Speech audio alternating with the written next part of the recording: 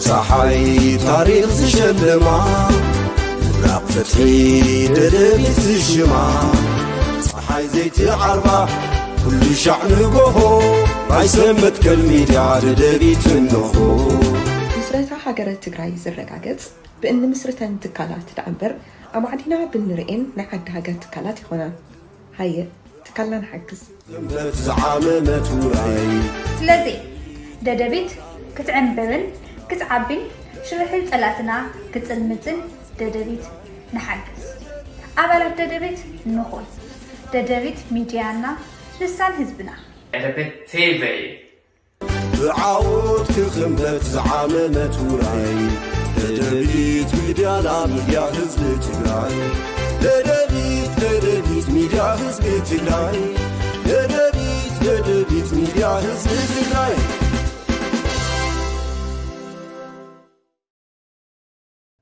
سلام تعني يا بلاي كبرات بيت سبب ددبيت ميديا كم تخاطرتي مدب كواكم نواهم ببزلهم عدي ساعات وقطاطرة سلام كتكونوا لنا نبنا ددبيت ميديا بس ساعتين نقربوا مدب كواكم نواهم حيزنا قريبنا لنا سنة أنيحكم مدلواتنا خطكافلو عدمناي نافتو فلما يمدلاو كوس دوكمي فلما يمدلاونا نايلومي أبرسونكم تريوو وانا مدلاونا مالتي حدقنيا مشتراوي أخيبا أبدي سابان أو غندرن تغيري توانا عبي حدقنيا أخيبا الناس حزنايو بتحستو درجة أو غندر تغبري سرى تغراي مخادوم صلاعتنا كدوكس يوم لنا نحسبو وي كقارس يوم لنا نحسبو ولا انت زي كونه سرى حزب تغراي غعزهم حزون بدن بندات أنا خورز خورلو كونتاتينا نرئ زلنا لزي زيوم حدا بحدا أفتا أخيوا زولوو أفتا أخيوا حزب تغراي نمطفاء الشر هو كله عبيدنا بصيح له أدي سابا يكون غندر تغبره حزب تغراي نمطفاء زعلم إنيرو بتحسو درجة فلا لا يقنا اللوم تو كندينا يزأكل حزب نمطفاء زخروا زلو قعزو بدن بجيرنا تلق إلنا خنتن نخلنا لذي زينا هنقرب مجمريا دحري إيجن عبيت زعواتات نحزب تغراي عود كبقونا صفو زخولو كونتاتون اللونا يوم لذي حابيركم ناس أنيحهم مدلونا خطكافلو نخالقتون كتكافلو شير لايك سبسكرايب كتقبرو عب محبراو ميديا تكتاتولنا تلفزيون تكتاتولنا خعا تكالاتكم كفالتو مهرتكم كتفالتو عب ددبيت تلفزيون حرياكم غيركم كتمصو برناون كفت مخانو بزي قطامي كنصوعن كنفلطن نفتو مالتي نافت مدلونا حلف كلهو حزب تግራይ ጨፍጭፎም ትግራይ አፍሪሶም ከተማታት ትግራይ ኣዕንዮም ከተማታት ሓደ ሓደ ክልላት ንኣብነት ኣምሓራ ክንወስድ ንኽእል ኢና ናይ ልምዓት ኮሪደር ኢሎም ፈልዮም ከተማ ከልምዑ ከባቢ ከልምዑ ዝኸልሉ ኩነታት ሕዚ ይኮንና ንሰሚዕናዮ ቀድም ኢልና ንሕና እውን ነቕርቦ ዝነበርና እዩ ኣብ ኦሮምያ ዘሎ ናይ ልምዓት ከይዲ ኣብ ሕድሕድ ከተማ ናይ ኦሮምያ ንሪኦ እዩ ኣብ ሕድሕድ ገጠር ናይ ኦሮምያ እውን ንሪኦ እዩ ኣብ ኣምሓራ እውን ከምኡ ዓይነት ጀሚሮም ነይሮም እዮም ንኣብዪ ኣሕመድ ዝበሎም ዝሰምዑ እቲ ድልየቶም እውን ብደንቢ ዓፂፎም ንዕኡ ኣሜን ኢሎም ዝግዝኡ እንተዝኾኑ ነይሮም ጀሚርዎ ዝነበረን ሕዚ እውን ዝግበር ዘሎን መርኣያ እዩ ማለት እዩ ከልምዖም ማለት ኣይኮነን ከልምዖም እንተይኮነ ዝብል ዘለኹ መትሓዚ ንዕኡ ደገፍቱን መንጨብጨብትናቱን እግሪ ሓፀብትናቱን ኮይኖም ንኽኸዱ ክገብሮም ዝኽእል ስራሕ እንዳሰርሑ ፀኒሖም እዮም ሕዚ እውን ይሰርሑ ኣለዉ ክብል ደልየ ሓደ ካብዚ ኣብነት ዝኾነና ነቲ ናይ ሎም ርእስና እውን ዋና ዝኾነ ኮሪደር ልምዓት ናይ ኢትዮጵያ ኢሎም ካብ ዝፈለይዎም ሓደ ጎንደር ናይ ጎንደር ከተማ ልሚዖም ጎንደር ከም ከተማ ናይ ፌደራል ከተማ ክትከውን ነገር ግን ከም ክልል ቤጌ ምድር ዝበሃል ክልል ክትመርሕ ርእሰ ከተማ ናይ ቤጌ ምድር ዝበሃል ክትከውን ቤጌ ምድር ከዓ ጎንደርን ምዕራብ ትግራይን ዝሓዘ ቤጌ ምድር ዝበሃል ካሊእ ክልል ሕቶ ህዝቢ ተባሂሉ ካሊእ ክልል ንኽጣየሽ እንዳሰርሑሉ ፀኒሖም እዮም ሰርሑሉ እውን ኣለዉ ኣብ ኢትዮጵያ ሕቶ ህዝቢ ኢና ንሰምዕ ነርና ሕዚ እውን ሕቶ ህዝቢ ኢና ንሰምዕ ዘለና ብምባል እስካዕ ሕዚ ዝኸድሉ ዘለው ክልላት ናይ ምምስራትን ክልላት ናይ ምፍራስን ከይዲ ንሪኦ ኣለና ብፍላይ ኣብ ኦሮምያ ማለት እዩ ኣብ ደቡብ ብሄር ብሄረሰባትን ህዝብታትን ክልል ማለት እዩ ኣብ ኣርባዕተ መቂሎም እዮም ኦሮሚያ ግን እንዳሰፈሕት ክትከይድ ተንካልኦት እንዳተመቀላ ኸዳ ኦሮሚያ ግን እናሰፈሕት ክትከይድ ኢት ዕላማ ናይ ኦሮሚያ ብልጽግና ኦሮሞ ማለት እዩ ኦሮሚያ ትርእይዎ ኣለኹም ደቡብ በቲና ናይ ደቡብ ክልላት ሕዝነን ወይነን ኮይነን ዘለዋ ናብ ኦሮሚያ ንምግባር ንኣሲሚሌሽን ኣዳልዮም ኣቕሚጦምን ኣለዉ ቤንሻንጉል ከመይ ከም ዝእትውዋ ጋምቤላ ከመይ ከም ዝእትውዋ ነጊሮምና ንዓፋር እውን ኩሽ ኢኹም ንስኹም ኢሎም ክወስድዎም ከመይ ይዳለዉ ከም ዝነበሩ ቅድም ኢልና እንፈልጦ እዩ ንሶማልያ እንታይ ከም ዝብልዎም ንፈልጥ ኢና ንኻልኦት እውን ከምኡ ካብ ኣምሓራ ክልል ኣየናይ ክወስዱ ንኬሚሴ ሰሜን ወሎ ዝበሃል ጠቕላላ ሰሜንን ደቡብን ወሎ ብጠቕላላ እዩ እንደውም ሰሜን ጥራሕ ኣይኮነን እዚ ናይ ኦሮሚያ ኢሎም እስካዕ ትግራይ እስካዕ ራያ መፅኦም እዮም ንኦሮሚያ ስእልዋ ኦሮሚያ ከምኡ ክትሰፍሕ ተንካልኦት ክልላት ግን እናተበጣጠሳ ኸዳ ኣምሓራ ክልል እውን ኣብ ርባዕተ ክትክፈል ሕቶ ንኽኣቱ ገይሮም እዮም ደላይ ዘለዎም ተባሂሎም ተፈልዮም ተልእኾ ዘለዎም ሕቶ እትዮም እዮም ኢትዮጵያ እተን ሕዚ ብናይ ፌደሬሽን ቃል ኪዳን ተጠሚረን ዘለዋ ክልላት ኣብ ሓደ ኮይነን ክዘልቃ እየን ኣይዘልቃን ዝብል ሕቶም መጉደፍዎ ኣምሓራ ክልል ዘለዋ እውን ኣብ 4 ክልል ንኣምሓራ ክልል ንምምቃል ከይድሎ እዩ ኦረዲ ተወጠነ ተጠጅአ ነገር እዩ መዓዚ ዝለል መዓዚ ጽሞቕ መዓዝ ናብ ተግባሪ ኣቱ ኢቱ ጉዳይ እምበር ንሱ እውን ጠነስዎ ነገር እዩ ማለት ስለዚ ናብዚ ሕዚ ሒዝናዮ ዘለና ናብ ናይ ጎንደር ኮሪደር ልምዓት ዝብል ክንመጽእ ከለና ነዚ ዝመርሖ መን እዩ ንናይ ጎንደር ኮሪደር ልምዓት ዝመርሖስ ኣዳነች ኣበቤ እያ ኣዳነች ኣበቤ መራሒት ወይ ከዓ ኣካቢት ናይ ጎንደር ኮሪደር ልምዓት እያ ኣብዚ ኣብ ናይ ጎንደር ኮሪደር ልምዓት ምክንያት ገይሮም ዝተኣከብሉ ዘለዓልዎ ንሳ እውን ዝበለቶን እየ ከቕርበልኩም ሕዚ ሓደ ብሓደ ኢና ኣሪና ረኺብናየ ዝኾኑ ሰባት ስኢሎም ጫፍጫፍ እውን ሊኢኾም ለይ ነይሮም እዮም ቅድም ኢሎም ድሓር ግን ንሕና ኢንቨስቲጌት ክንገብሮ ክንክእል ኣለና ዲቴይል ክንኣቱ ክንክእል ኣለና ናብዚ ኢልና ኣቲና ዝረኸብናዮ መረዳእታ ናባ ክንቀብል እዩ ልቢ ዘለዎ ትግራዋይ ኩሉ ኣብ ወፃኢ ሃሉ ኣብ ውሽጢ ሃሉ እዚ ሰሚዑ ሓድነቱ ዘየጠናኽር እንተኮይኑ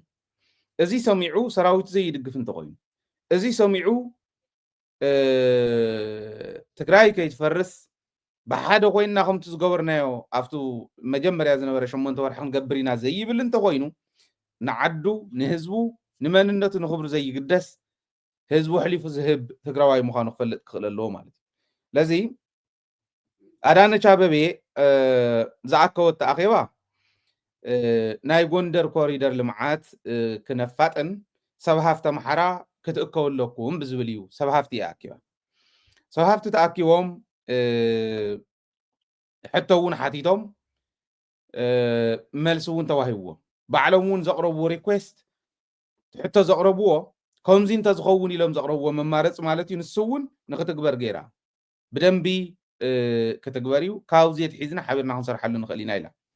ካብዚ ካብ ዘለዓልዎም ሓደ እንገብሮ ምድላው ወታደራዊ ምድላው ናይ ሰራዊት ምድላው እናገበረት ኢትዮጵያ እንገብሮ ምድላው ብዙሕ ሰብ ክትንትን ንሰምዕ ኢና ብዙሕ ሰብ ብብዙሕ ዳይሬክሽን ክወስዶ ንሰምዕ ኢና ናህና ግን ሓሳብና ከምቱ ኣብ ሚድያ ዝበሃል ዘሎ ኣይኮነን ኣብ ሚድያ ዝበሃል ዘሎ ንኤርትራ ክዘምት እዩ ኣብይ ኣሕመድ እንዲ ንኤርትራ ክዘምት እዮም ንሰራዊት ኢትዮጵያ እንዲ ንሱ ኣይኮነን ንሱ ድሒሩ ዝመፅእ እዩ እዩ ኤርትራውያን እውን ስምዑ ዝተርፈ ኣይኮነን ድሒሩ ዝመፅእ ምዃኑ ክንዲ ግዛዕ ትኾን ሓላፊት ተዛረበተ ይዛረብ ዘሎ ናይ መጀመርያ ስራሕና እንገብሮ ምድላው ጁንታ ንሓንሳብን ንመጨረሻን ንምጥፋእ እዩ ኢላ ቁፅሪ ሓደ ድሕሪ ውዕል ፕሪቶርያ ሓደ ነቲ ሓደ ዘፅላእልእ ምንም ዓይነት ቃል ከይዝረብ ተዋሂሉ ተቐሚጡሉ ዝነበረ ኣብ ኢድናይ ዘሎ ስልጣን ባህልቲ ሕጂ እውን ጁንታ እንዳበሉ ይፅውዕዎ ነቱ ኣብቲ መኸተ እዋን ዝፅውዕዎ ዝነበሩ ውድብ ማለት እዩ ሕወሓት ከምዚ ይብልዋ ስለዚ ሕወሓት ንሓደን ንመጨረሻን ግዜ ናይ ምጥፋእ ምድላው ኢና ንገብር ዘለና እምበር ናብ ኤርትራ ንምዝማት ኣይኮነን ንሱ ድሒሩ ዝመፅእ እዩ ትብል ኦኬ ታይ ማለት እዩ ትምድላው ታይ ማለት እዩ ድሒሩ ይመፅእ ማለት ታይ ማለት እዩ ንሕወሓት ክነጥፎ ኢና ማለትስ እዚ እንተርጉሞ ንዳሎ ኣለና ክትብል ከላ ናይቲ ማለ መደብና እሞ ተመሊስኩም ረኣይዎ ቃል ብቃል ዘቕረብኩልኩም ናልባሽ እውን ሕጂ እውን ድየ ዘየቕረብኩልኩም ክሓልፍ ኣይ ቲንክ ክሕልፋ እሞ ክትርእይዋ ኣለኩም ትምድላው እንታይ ማለት ምዃኑ ወይ ሞባይል ከርእየኩም እዩ ናብ ጦላይ ናብጦላይ 200 ባሳት ከም ዝኸዳ يحبيركم نيرة 300 باس ስለዚህ ናልባሽ ንኽትሪእዎ ኣብ ሞባይል ኮይኑ ንኽትሪእዎ እዚአን እንተን ባሳት ኣብ ስክሪን ከምፆ ነይሩኒ ግን ዘየዳለኽዎ ስለ ዝፀናሕኹ እዩ ምስ ይቅርታ ተን ባሳት ራእይዎን ብምልአን 200 ባስ በዛ ሕዚ ትሪእዋ ዘለኹም ተር ኢለን ጠቕላላ ዝሰልጠኑ ክንደ እዮም ኢልና ክንሓትት ከለና ዝሰልጠኑ እሞ ናብ ድፋዕ ዝመፁ ሕዚ 20,000 ምዃኖም ኣረጋጊፅና ካብ ጦላይ ጥራሕ ህዝቢ ዘሎ ክንደይ ማሰልጠኛ ማእኸል እዩ ዘለዋ ኢትዮጵያ ክንዱ ዝኣኽሉ ካብ ሓደ ማሰልጠኛ 20,000 ዝኣኽሉ ኣሰልጢኖም በብደረጅኡ በብዝሩ ኣሰልጢኖም ከምዚ ገይሮም መኻይን ተረቢሎም ናብ ግንባር ከምፅዎም እዮም ማለት ትምድላው ንስ እዩ እቲ ምድላው ባዕሎም ብስልኪ ክዘራረቡ ከለዉ ተን ባንዳታት እውን ሰማዕናዮም ኣብዚ እውን ዘስማዕናኩም ኣብ ቻናልና እውን ኣሎ ሚስጥር ክንትቃላዕ ገለ ዝብል ሰርች እንተገይርኩም ኣብ ቻናልና ኣሎ እዩ ምልልስ ስልክና ይዞም ቆልዑ ሳቶም ከም ዝበልዎ ኤርትራ ክትውቃዕ ምዃና ምድላው ይግበር ከም ዘሎ 136 ድሮናት ናይ ውግእ ድሮን ከም ዘምፀ ኣየራት እውን ከምኡ ይካረ ከም ዘሎ እዩቱ ዝነበረ ኣብ ምልልሶም ማለት እዩ ንሕና እውን ኢንቨስቲጌት ጌርና ከይድና ዝረኸብናዮ ምድላው ይገብረሎ ጥራሕ ኣይኮነ ንኤርትራ ክወቅዕስ ኣብ ሽረ ኣብ ዓዲግራት ኣብ መቐለ ቤዝ ክገብርሃ እውን ኢሉ እስካዕ ምሕታት ዝበፅሐ እዩ እዚ እዩ ምድላው በብግዚኡ እውን ፀረ ትግራይ ፀረ ኤርትራ ፀረ ካሊእ ዝብልዎ ንሰምዖን ንሪኦን ኣለና ኣብ ሚድያና እውን ትንትኖ ኣለና ስለዚ ትምድላው እዚ ብትሕዝቶ ደረጃ ናይ ኤርትራ ድሒሩ ዝመፅእ እዩ ማለታ እንታይ ማለታ እዩ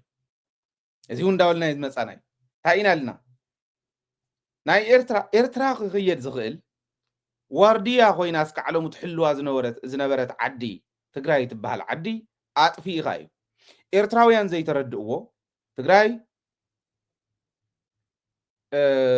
ዋርድያ ኮይና ኤርትራ ብተስፋሕፋሕቲ ከይትውረር ኣተሓሳስባ ተስፋሕፋሕቲ ኤርትራ ከምቱ ኣብዪ ኣሕመድ እውን ፓርላማ ዝብሎ ዝነበረ 10 ሚልዮን ዝኾን ከም ውሕጅ ሰዲድካ ኤርትራ ንምጥፋእ ንምንምሳስ ዝኽየድ ዝግበር ከይዲ ዝግበር ጦርነት ከም ዝህሉ ዝዛረቦ ዝነበረ እዚኦም ንኸይመፁ ንዘመናት እናሓለወት ፀንሐት ትግራይ ምዃና ኤርትራውያን ኣይፈልጥዎን ኣይተረድእዎን እንታይ እዮም ዝብሉ ኦኬ ገሊኦም ቶም ተቃወምቲ ትግራይ ክትሕግዘና እንተትደሊ ነይራ ንኤርትራውያን ትቁርቆር እንተትኸውን ነይራ ትጭነቕ እንተትኸውን ነይራ ተቃወምቲ መፁ ዶ ይነበሩን ብዘመነ መለስ ተቃወምቲ መፁ ዶ ይነበሩን ሕወሓት ንዕኦም ሓጊዛ ንሻዕብያ ዘይመኣለየቶ ንህዝቢ ኤርትራ ተተሓስብ ከምኡ ክትገብር ነይራ ይብሉ ክልተ ነገር ስለ ዘይርዱ እዩ እቲ ሓደ ትግራይ በይና ኣይኮነትን ኢትዮጵያ ትመርሕ ነይራ ሕወሓት በይና ኣይኮነትን ኢትዮጵያ ትመርሕ ነይራ ኣብኡ ናይ ሕወሓት ሓሳብ ህዝቢ ኤርትራ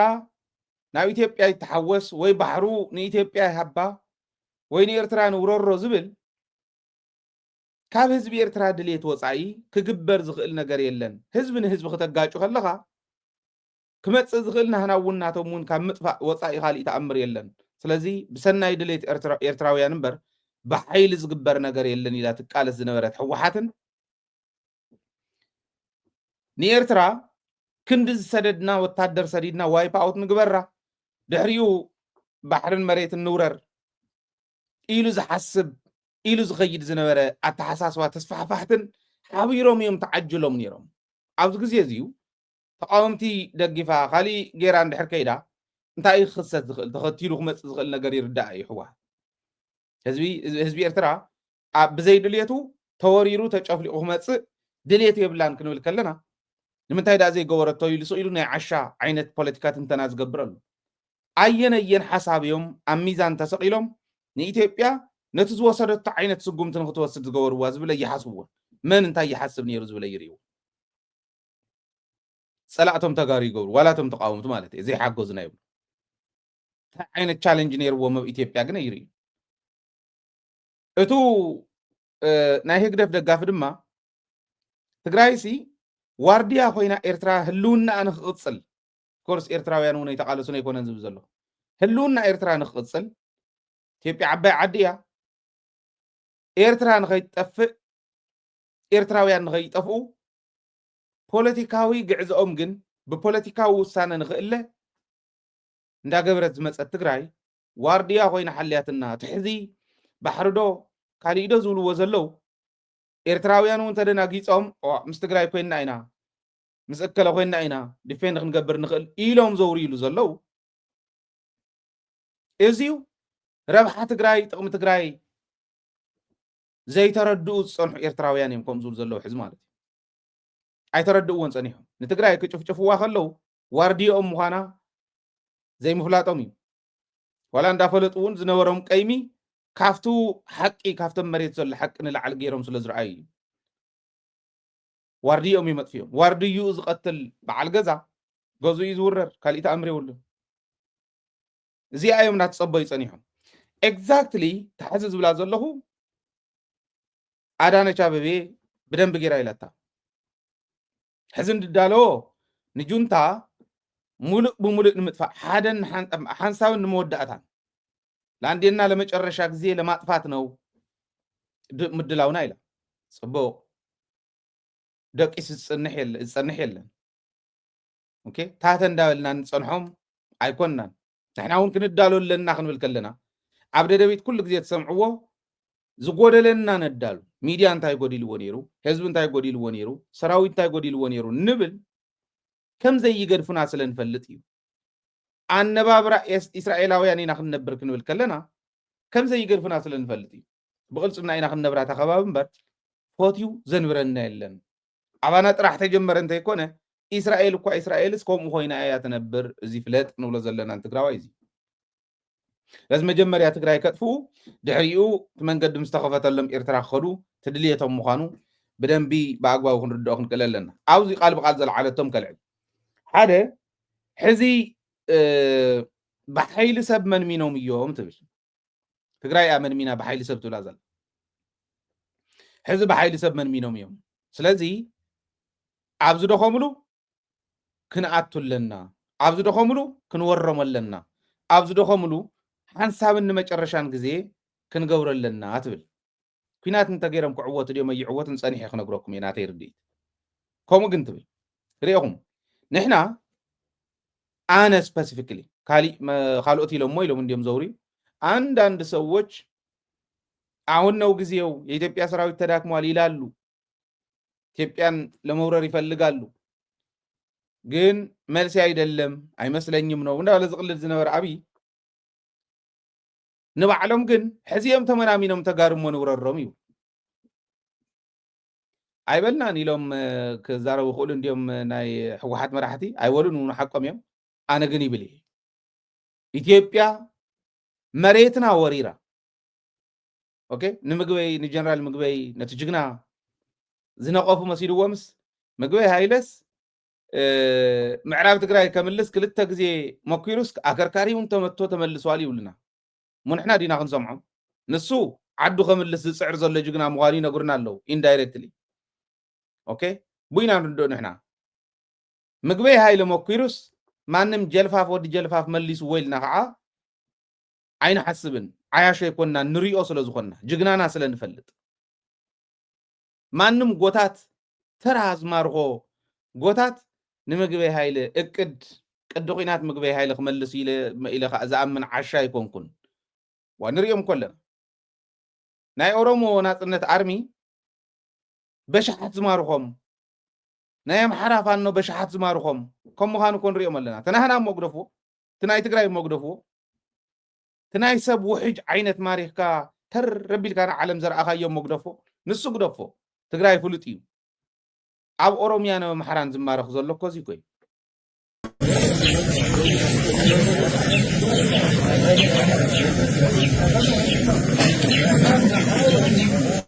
እዚኦም ኦላ ዝማረኾም እዮም ናይ ኦሮሞ ናጽነት አርሚ ዝማረኾም እዮም ኦኬ ኣብዚ እዚ ኮይ ሰራዊት አይመስለኝም አልተዳከመም መልሲ ኣይመስለኝም ዝብል ዘሎሲ በዓል እዚኦም በዓል ጃፍየ ዝሓዘ ኮይ ነዚኦም ሒዙ ዲሞፅ እሞ ንትግራይ ክወረር ክንሪኦ ኢና ፀኒሕና እውን ብደንቢ እዚኦም እዮም ግን ቶም ሰራዊት ናይ ኦሮሞ ናፅነት ሰራዊት ብደባ ይወግእ ዝገብሮ ዘሎ ከምዚ ገይሩ ዝማርኾም ሰራዊት ሒዚ ዝጅሃር ዘሎ ኣከርካሪውን መታኖ ዝብልዎ ናይ ምግቢ ሃይለ በዓል እዚኦም እዮም ቶም ኣከርካሪ ክመቱ ኮንተር ክሳድኾም ንብሎ ንሕና ማለት ከምኡ ክወቅዑ ዝኽእሉስ በዓል እዚኦም እዩ ዝብለና ዘሎ ንምስትዋስ ዝኣክልሲ ንእሽተይ ከሪኦም ሞ ክንከዲና ተዳኺሞም እዮም ሕዚ ብሓይሊ ስለ ዝተዳኸሙ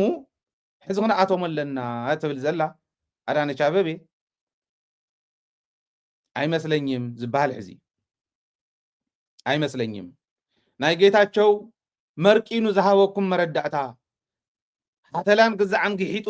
ገሊሉ ዝሃበኩም መረዳእታ ሰሚዕኹም እንተኾንኩም ከምኡ ትብሉ ዘለኹም እንተይ ተበላዕኹም ሓቂ ተመሬት ዘሎ ሓቂ ምፍላጥ ዝሕሸኩም ሰራዊት ትግራይ ተጠናኺሩ እምበር ሰራዊት ትግራይ ኣይተዳኸመን ህዝቢ ትግራይ ሓድነቱ ይሰጥመሎ እምበር ህዝቢ ትግራይ ሓድነቱ ኣይዳኸምን ባንዳ ባንድኡ ተፀሪጉ ምስከደ ሓሳቡ ዘይብሉ ተልእኮ ኣብዪ ኣሕመድ ዘፍፅም ዘይብሉ ዘይብላ ትግራይ ክንምስረት ንኸደ ኣለና እምበር ከምቲ ቀደም ነኳል ወዲ ነኳል ኣይትረኽቡን ኢኹም ሞር ሕዚ ንበልፅ ካብ ቀደም ኣይመስለኝም ዝበሃሉ ሕዚ እዩ ማለት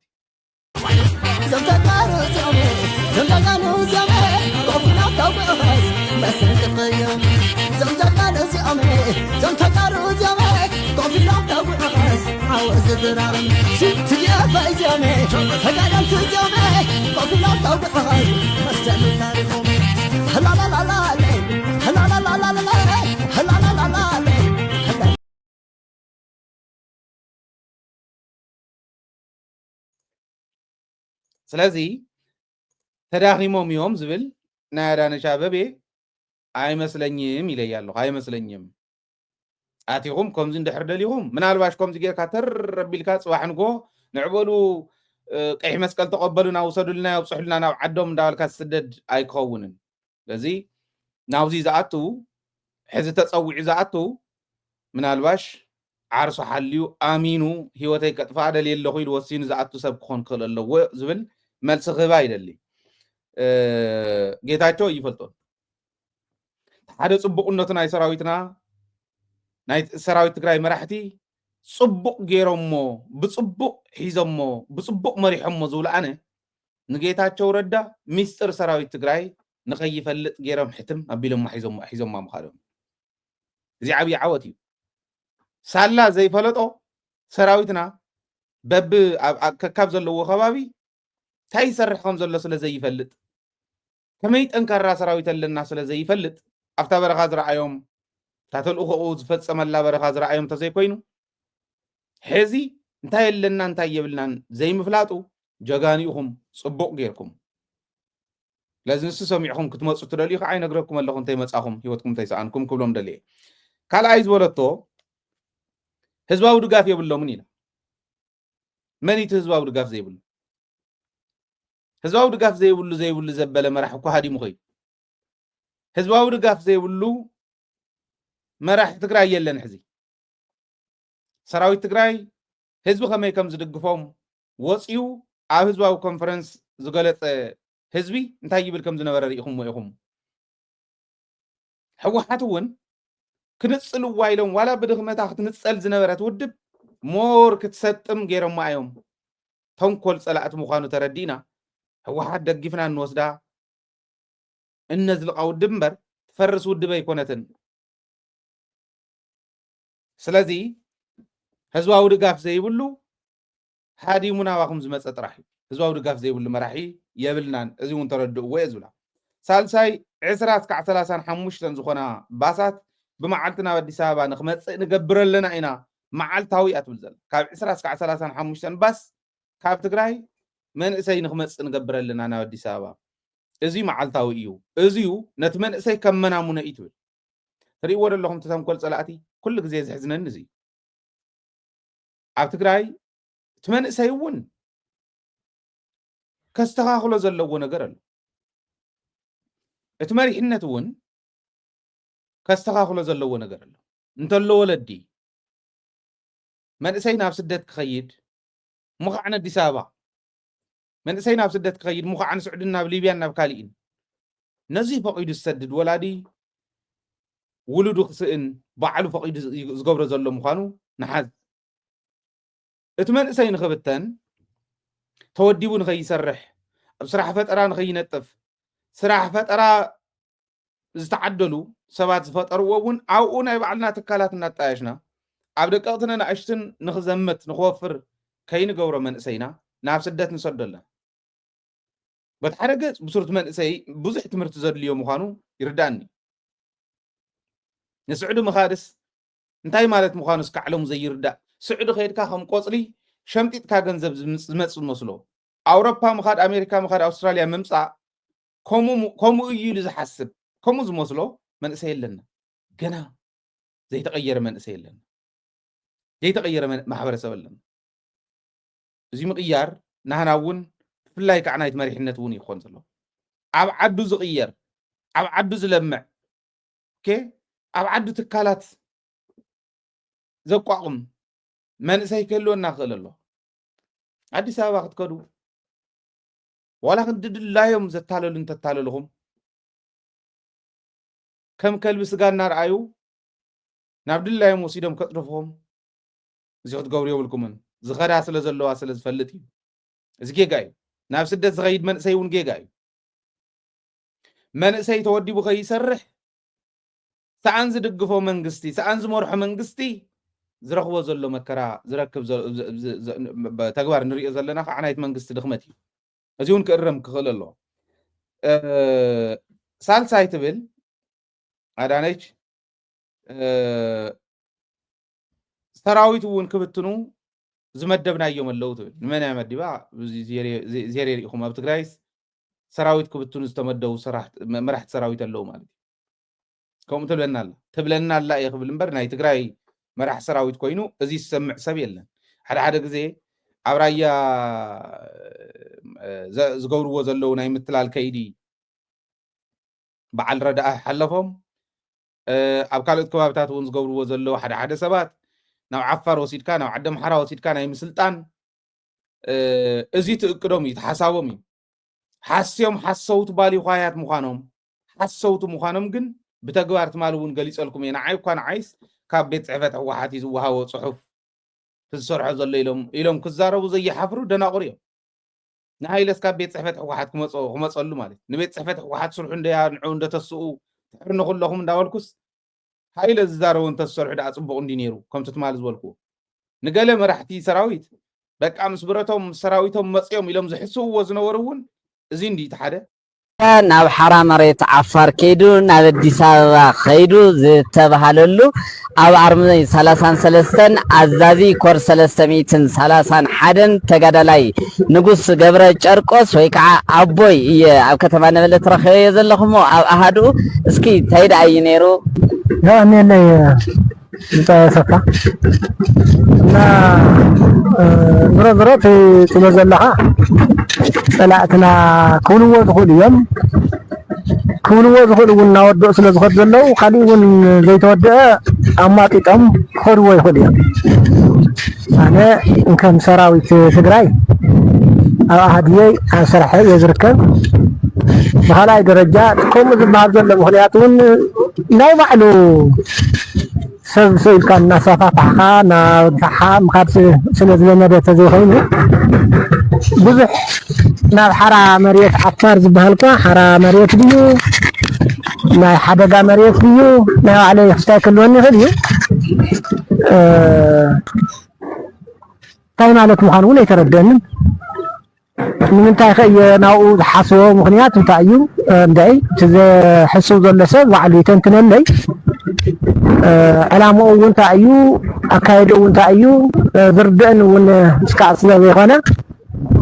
ካሊእ እውን ክበሃል ይከኣል እዩ ኣነ ወይ ኣነ እዚ እንዲ እቲ ሓደ ተጋዳላይ ንጉስ ይብለኩም ኣሎ ባዕሉ ኣብኡ ናይ ሓደጋ መሬት ድስ ናይ ሓራ መሬት ማለት ልቢ ዘለዎ ይሕሰቦ ኢልኩም ኣሎ ናብ ሓራ መሬት ይመፁ ኣለው መራሕቲ ከምዚ ዝበሉ ተጋዳላይ ንጉስ እውን መፁ እያ ኢሎም ዝሓሰቡ እዮም ከምኡ ኢሎም ሰብ ዘድንቁር እዮም ሓሰውቲ ምዃኖም ቀዲምና እውን ንፈልጦም ኢና ኣብ ትግራይ እንዳሃለው ገና ንኣዲስ ኣበባ እንተይሃደሙ ንፈልጦም ኢና ፈሻልኹም ምዃኖም ነቲ ዘይፈልጦም ግን ከደናግሩ ስለ ዝኽእሉ ሕዚ ከምዚ ገይሮም ዝብትኑ ሰብ መዲብና ኣለና እያ ትብለና ዘላ ከም ተመደቡ እንዳተዛረብና ደይቀነና ተመዲቦም እዮም ቀዲምና ኢና ኢልና ንሕና የስልጥኑ ኣለዉ ቅድሚ ምህዳሞም ኣብ ቦርደራት ዓፋርን ኣምሓራን የስልጥኑ ኣለዉ ኣብ ዓፋር የስልጥኑ ኣለዉ ሰራዊት ትግራይ ነዚኦም በትኖም የታልሉ ኣለዉ ሰባት ሕዚ ኣታሊሎም ሰባት ምውሳዶም ኣይተርፍን ቶም ተታሊሎም ዝኸዱ ግን ምምላሶም ከዓ ኣይተርፍን ንዕኦም ኢና እያ መዲብና ትብለና ዘላ ንዕኦም መዲብና ኣለና እያ ትብለና ዘላ እንደውም እንታይ እያ ትብል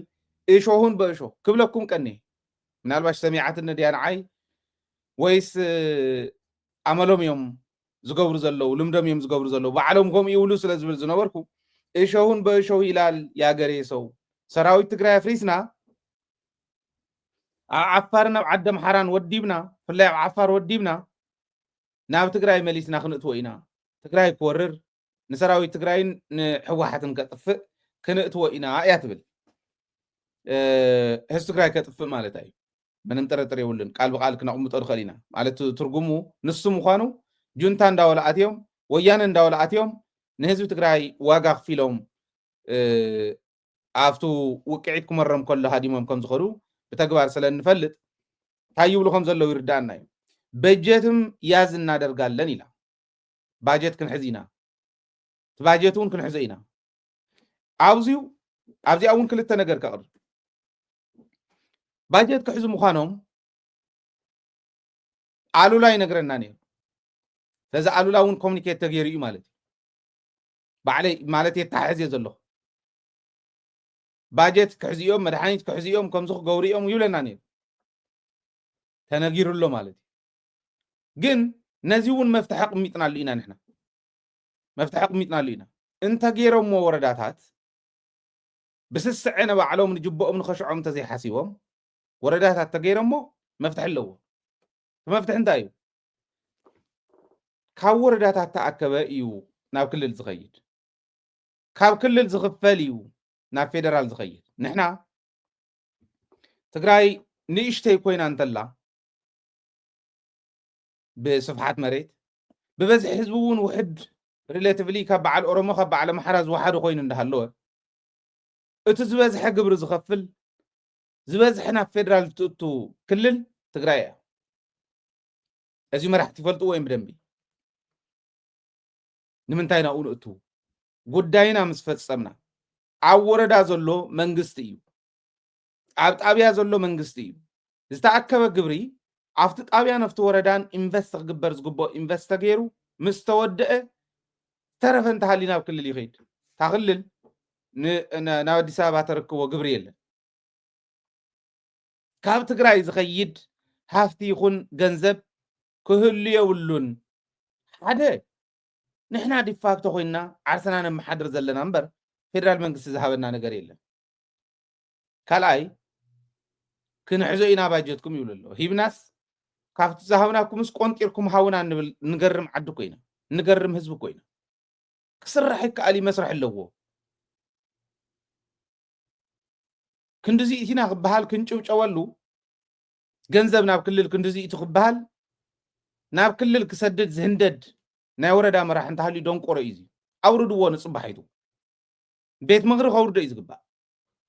ከም ዝበለ መራሕ ይኮነን ዘድልያ እታ ወረዳ ከምኡ ዝገብር መራሕ ዘለዋ ወረዳ ኣብ ወረዳ ገንዘብ እንተተኣኪቡ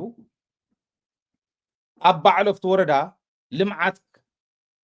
ክትግበር ክኽእል ኣሎ ተን ወረዳታት ምዕባይ ተን ጣብያታት ምዕባይ ኮይቱ ምዕባይ ማለት ካልእ እኮ ዕላማ የብሉን ትኽልልዎ ተዘራሪብካ ኣብቲ ወረዳ እቶትካ ኢንቨስት ጌርካ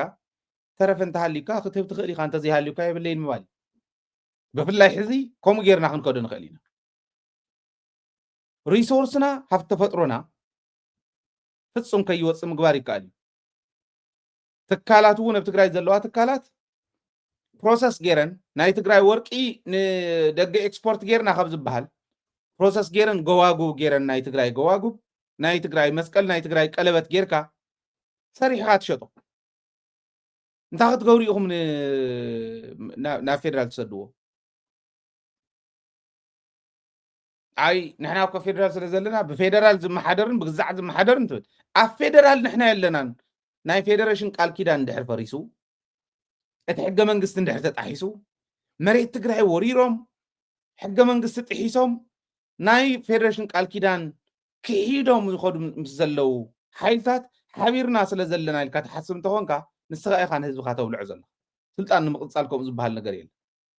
ታዝብላ ዘለኹ ሕዚ ነቲ ህዝቢ ክንደይ መመቀረቶ እንተትግበር ነይሩ የለን ደቀቕቲ ደናእሽትን ኣርዮም ዘምፅዎ ኣብ ትግራይ ባንክ እንተድልዩውን ማይክሮፋይናንስ هذا كوين ونم ناي تكالات بروسس جورا ماشينات زقتو تكالات بروسس تغيرات وتصنبر ناي تግራይ ወርቅ ትኹን ሳፋየር ወጥ ያናው ዓዲ ሃገር ከይዳ ተሰሪሐን ትግራይ ክትሽየጠሉ ኣይግባእን ኣይትስርሕዎ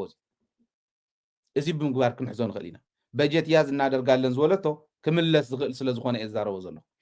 ካሊ ዝወለቶ መድሓኒት ልክዕታ ኣሉላ ዝበላ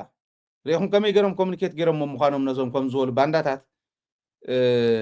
كتري وات كل يوم مدهانيتنا مرتزر انديوم مدابريا فرتلايزر مدابريان مرتزرن مدهانيتن كن حزينا خنا دونغي نايلو ازون ناي وعلو مفتح له تمدحانيت كتو وزغلو خطو مقبار اب تግራይ كقمم زغل كقمم مقبار اوكي ባህላዊ መድሓኒት ምትባዕ ሳይንሳዊ ትሕዝቶ ንኽህልዎም ምግባር ስቕ ኢልና ኮይና ኒና መድሓኒት የለን ተባሂሉ ሳዕን መድሓኒት ዝመውት ሰብ መዓት ፍልጠት ዘለዎ ባህላዊ መድሓኒት ግን እንዳሃለወ ንዕኡ ሳይንሳዊ ክንዲ ምግባር ንምርምር ኢንቨስተር ክንዲ ምግባር ተመራመርቲ እኒአው እንደው እቲ ላቦራቶሪ ዘየለን ተኮይኑ ንሱ ንኽእቱ ኢኻ ትገብሮ ነቱ ኣብ ደገ ዘለው ዳበ ኣብ ደገ ዘለው ዳበ ዘድልየካ እኮ ከምዚ ዝበሉ ዋላ ሰከንድ ሃንድ ይኹኑ ናብ ትግራይ ንኽኣቱ ምግባር ኮይ እዚ ትከብር ትመድሓኒት ብኡ ትሕዞ ከመይ ጌርካ ትእትወን ተውፅኦን ካሊእ ኣብ ትግራይ ክምረት ዘይኽእል እውን መድሓኒት ከመይ ገይሩ ይኣቱ ትመኽረሉ ትዝትየሉ ምስ ጎረባብትኻ ይከኣል እዩ እቲ ናይ ምሩፅ ዘርኢ ትብሎ እውን ኣብ ትግራይ ክስራሕ ዝከኣል ኮይ ويسنفنا خوينو تن يونيفرسيتات ون تبجتلن بجت نعا مجج እንዳወሉ نعا እንዳወልዑ ዝነብሩ መራሕቲ نعا እንዳወልዑ ዝነብሩ ተመራመርቲ ኮይኑ እምበር ክስራሕ ዝከኣል ኮይ መፍትሕ ዘይብሉ ነገር የለን ምሩፅ ዘርእስ ገባር ታይ ዝገብር ኣነ ወድ ገባር ገባር መሸላኽ ቆርፅ ከለኹ ጎን ከሎ ምሩፅ ዘርኢ ይቕምጥ علوون كم وطافون كم وداوشاون كم مرص زر يقمت ابعلها كو تفريت خل نجر كوي ديري فارم جميرنا نيرنا نحنا مرص زر تباهيلن ناي نيوزيلاند دوزي غوربيتي ناي نيوزيلاند خفتي نيرنتن ديري فارم زنبرنا ناتينا عركين ناي حمورا بغايتي كنا نمسينا نحنا وندن قرنا اي نيري ليزام ናይ ሕሞራ በጋይት ከምቱነተን ካብ ኒውዚላንድ መፅአን ተባሃላ ዝንከባኸበን ዝነበርኩ ተንከባኺበ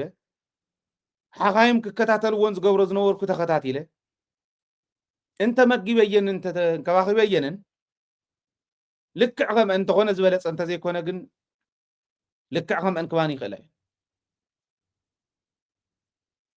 እቲ ብሪድ እውን ኣነ ዝፈልጦ ብሪድ ይኸውን ዓሌት ናይተን ከፍቲ ማለት ምሩፅ ዘርኢ ብዝኾነ ይኹን መንገዲ ኩሎ ብትግራይ መዳበርያ እውን ከም ዘመናዊ ድኹዒ ኣውዚዩ ኣነ ዘምህረሉ ዩኒቨርሲቲ ሳውዘርን ክሮስ ዩኒቨርሲቲ ሓደ ዓብዪ ፕሮጀክት ነይርዎ ኩክ ኣይላንድ ዝበሃል ኣውዚ ኣይላንድ ኣለዎ ከባቢና ውሕድ ህዝቢ ዝነብረላ እዩ ነቲ ኣይላንድ ንሳ ንሕርሻኣ ናይ ባዕሎም ናይ ከፍቲ ይኹን ናይ ሰብ ዌስት ተሎ ሰገራ ማለት እዩ እዚዩ ናብ ድኹዕ ቀይሮም ካብ ካሊእ እዮም ፀዮም ናብ ድኹዕ ይቕይርዎ ማለት ስእልካ ብዕነ ደረጃ ኣይኮነን ዝብል ዘሎ ሳይንሳዊ ብዝኾነ መንገዲ እቶም ኣብኡ ዘለዉ ፓቶጀንስ ተቐቲሎም ብኢድካ ሒዝካስ ትዘርኦ ዓይነት መዳበርያ ማለት ካብ ናይ ሰብን ካብ ናይ እንስሳትን ዌስት ዝወፅእ ዝስራሕ መዳበርያ ሰሪሖምሎም ዩኒቨርሲቲ እዚ ناتي سوبرفايزر زنبره ناي PhD سوبرفايزر زنبره بروجكت يزنقركم زلو اي جزء انتم عدي يقولوا يومي يخيدي ينابزو ايلاند ግን ገዚኦም ከም ዘይፈልጡ የዝፈልጥ ኣነ መዳበርያ እየገዙን እዮም ዘመናዊ ድኹዒ ኣይገዙን እዮም ኦርጋኒክ ዝኾነ ድኹዒ ኣብ ባዕሎም ይሰርሑ እታ ኮይነ እንተን ዩኒቨርሲታት ዘይሰርሑ ኣድላይ እንተኮይኑ ክንተሓባበር ኮን ክእል ትዝገርም ሓደ ዓብይ ነገር ክነግሮ በታ ሞያይ እዚኣ እስከ ሓግዘና በዛ ሞያ እዚኣ በብዙ ኣብዚ ስለ ዘይረከብ ወይ ሓቢርና እስከ እዚ ንስራሕ ንሕና ዳታ ኣለና ንሕና እስኻ ከምዚ ለካ ከምኡ ዝብል እኮ የለን ማንም ኣራኽ ወዲ ኣራኽ ምሁር ኢሉ እንድሕር ከፊሉ ኣውፅዎ ክሰርሕ ዝኽእል ሰብ ይእተወንዑ እዚ ክግበር ክኽእል ኣለዎ እዩ ስለዚ በዓልና ክንቅየር እናኽኣልና እንታይ እትና ምሩፅ ዘርኢ መዳበርያ እንዳበልና ንፅበ ኮምፖስት ከመይ ጌርካ እዩ ሞር ፕሮዳክቲቭ ምግባር ዝከኣል ከም ዝብሎ ዘለኹ ከመይ ጌርካ ኢኻ ካብ ዩኒቨርሲታት ኣብዚ ተሰሪሑ እንድየ ዝብል ዘለኹ እስኪ ናይ ትግራይ ዩኒቨርሲቲ ዝኾንኩም ሕተቱን እሞ ከራኽበኩም ምስኦም ምስቶም ቲም ከራኽበኩም ከመይ ጌርካ ምሩፅ እንታይ ዝበሃል መዳበርያ ክሰርሕ ከም ትኽእል ካብ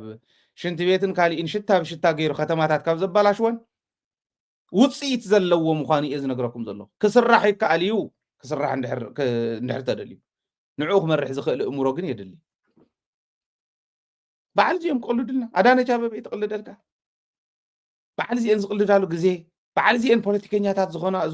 ዝኾናሉ ግዜ እሞ ንሕና ወዲቕናስ ኣማዕዲታ ወንበር ናበይ ዘንበልበለት ዝብል ጥራሕ ዝርኢ ሰብ ኮይኑ ከፍ ክብሎ ትግራይ ሰብ ከም ዘይብሉ ዝዓዲ እዚ ዝገርመኒ ከምዚ ትብል ኣዳነች ኣበበ ማለት ሕዚ ነዳዲ እውን ኣልዒላ ነዳዲ ኦፍኮርስ እንዳዛረብናዮ እውን ቀኒና ኢና ነዳዲ እውን ክንሕዚና ኢላ ነዳዲ ሒዞም ነዳዲ ከመይ ጌርካ ይኽእል ኣብ ትግራይ እንታይ ዓይነት ኦፖርቹኒቲ ኣሎ ኣብ ትግራይ ክምረተሉ ዝኽእል ምስ ናይ ወፃእ ኢንቨስተራት ተሓባቢርካ ኦኬ እንታይ ዓይነት ነዳዲ እዩ ዝህሉ ኣብ ትግራይ ክምርመር ክኽእል ኣሎ ክመራመሩ ዝኽእሉ ሰባት ንቅድሚት ምምፃእ የድሊ እዚ ክግበር ክኽእል ኣሎ እቲ ነዳዲ ዝኣትወሉ ኩነታት እውን ምምችቻው ክስራሓሉ ክኽእል ኣሎ ንሕና እንተደልዮም ብኮንፌደሬሽን እንተዘይኮይኑ ግን ኢንዲፐንደንት ኢና ሕዚ እውን ዲፋክቶ ኢና ኒና ኣይንፍርሓዮ ስለዝፈርሐኹሞ ጥዕና ክመፀ ይኽእል ብኣግባብ ኣብ ጠረጴዛ ቀሪቡ ምስኦም ይኹን ምስ ካሊእ እንተተዛቲናሉ ንሕና ድሌትና እዚ ህዝብና እውን ክሕተት ኢና ንደሊ መሰል ዓርሲ ውሳንኡ ክረጋገፅ ኢና ንደሊ ደፊርኩም ምዝራብኩምን ዘይምዝራብኩምን ዘለዎ መፈላላይ እቲ ደፊርካ ትዛረቦ ቶሎ ለውጥ ንክመፅእ ይገብር ደፊርካ ክትዛረብ ከለካ ኣጉል ድፍረት እንተይኮነ ብስርዓት ተንቲንካ ህዝቢ እውን እሚንካ ወዲብካ ነዃል ከም ዘይተርፍ ጌርካ ክኽየድ ይከኣል እዩ ዝብል እምነት ኣለኒ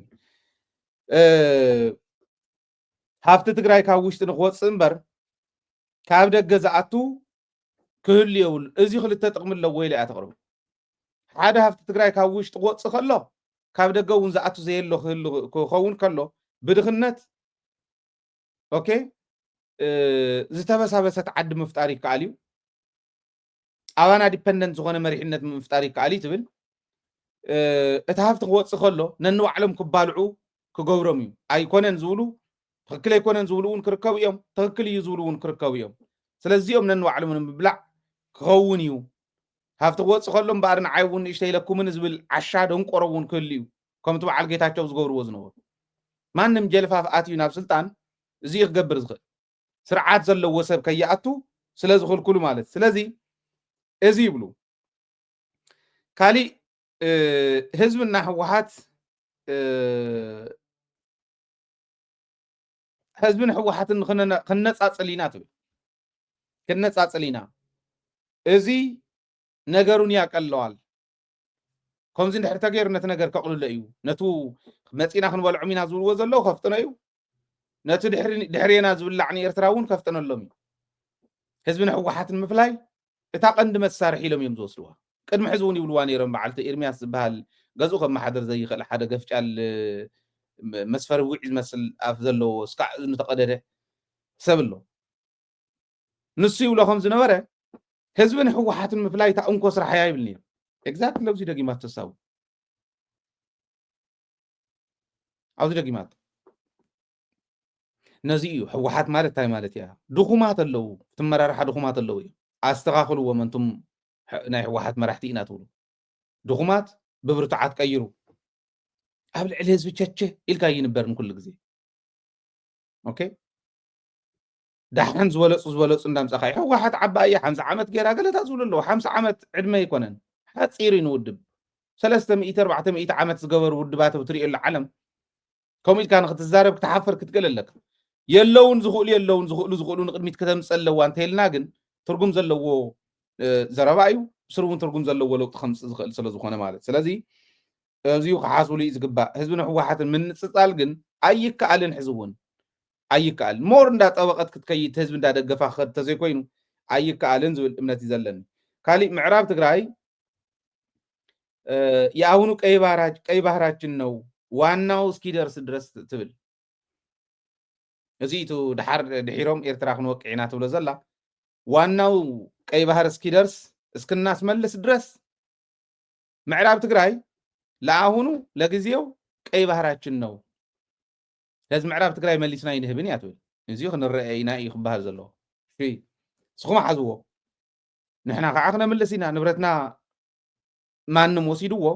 መሬትና ማንም ወሪርዎ ስኢልና ንነብረ ይኮንናን ሕዚ ምስ መን ይኽሓብር ህዝቢ ትግራይ ዓለም ኣተሓባቢሩ 9-10 ሃገራት ሒዙልና ዝመፀ ፀላኢ ሕዚ እውን መሬትኩም ይምልስን እንተይሉ ምስ ኤርትራ ኣይኮነን ምስ ሱዳን ኣይኮነን ምስ ዓፋር ምስ ጅቡቲ ኣይኮነን ምስ ካሊእ እውን ሳጥናኤል እውን እንተመፂኡ ክነሓበር ኢና መሬትና ክነምልስ ኢና ንብልና እዚኡ ክብል ዘለዎት መሪሕነት እውን ክትፈርሕዎ ይብልኩምን ባህል እያ ምስ ኤርትራ ተራኺቦም ከይበሃሉ ዝፈርሑ እንተኮይኖም انت غيرهم وانت تراخيهم اسكع حز خمسه تراخو يفلط አይተራኸቡም ተንዝገበርዎን ርክባት ወን ጌታቸው ዝገበረኒን ንጌታቸው ሊቆም ሰደድዎ ግዜ ያ ካሊ የነበረን ስለዚ ንምንታይ ከምዚ ገወር ኸይን በሃል አብይ አሕመድ ከይ ይخرፈና ኢሎም ዝፈርሑ እንተ ኮይኖም እሕልፉና ልቀቁ እሕልፉና ይዝብ ከምኡ ዘይንብል ሰባት ኣለና ሞሊ እንሂብ ትግራይ ኣሎ ኣወጻሉ እሕልፍዎ ነቲ ከምዚ ዝብል ዓዱ ከድሕኒ ዝደሊ እሕልፍዎ ከምኡ ባህል ያ فريح غاز ناب كم شدي هاي تحب عن حزي مريتنا عندي يحيزوني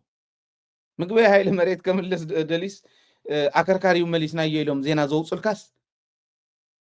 كونتر كسادهم داول كأخذ خطوط أمزلك مسمن حوير كا مسدلايك ولا ساتنا إليهم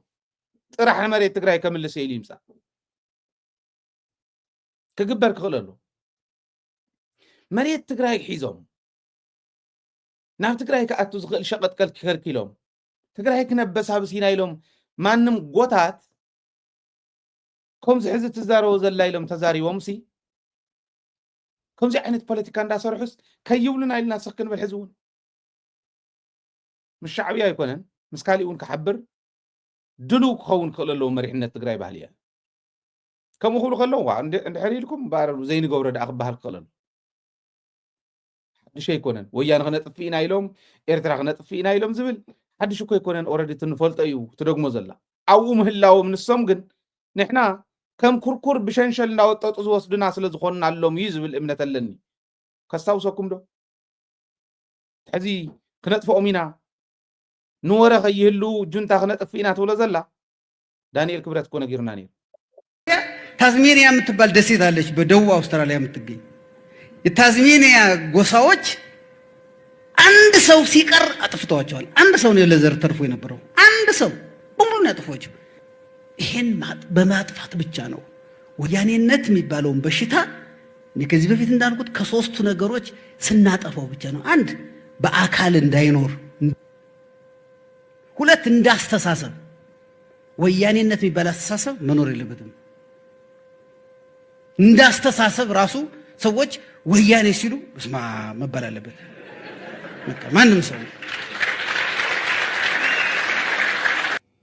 حقي دانيال خبرت حز تزيلنا انا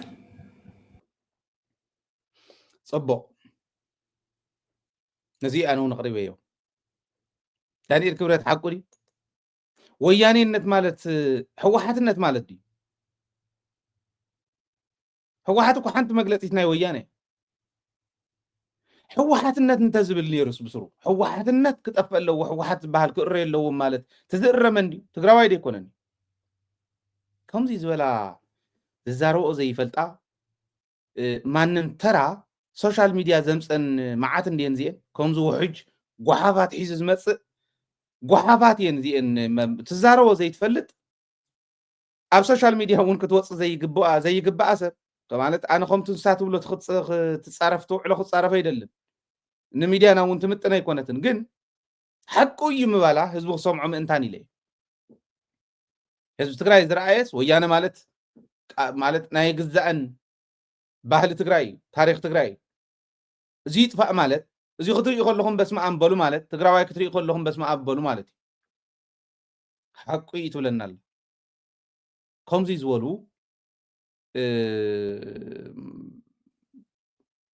በተሓሳስባ ደረጃ ትግራዋይ ስነ ልቦና ዘይብሎም ደናቁር ስለ ዘለው እዮም ከምኡ ዝብሉ ነዚኦም ኢና ክንእርሞም እቶም ከም ዝበሉ ይእረሙ ድሕሪ ተዛሪባ ደንቢ ገይረ ክነግረኩም እየ ክመፅእ እየ ማለት ኣብ ካሊእ ማሕበራዊ ሚድያ እምበር ኣብ ሜይንስትሪም ማለት ክብሪ ህዝበይ ከመራኸስ ኣይደልን ከመራስሕ ኣይደልን ስለዚ ቅድም ኢሎም እውን ዝብሉና ዝነበሩ እዩ ንዓና ከጥፉና ዝደለዩስ ሕዚ ኣይኮነን እየ ዝብል ዘሎ ንመን ኢና እሞ ከይብሉና ክንብል ሕዚ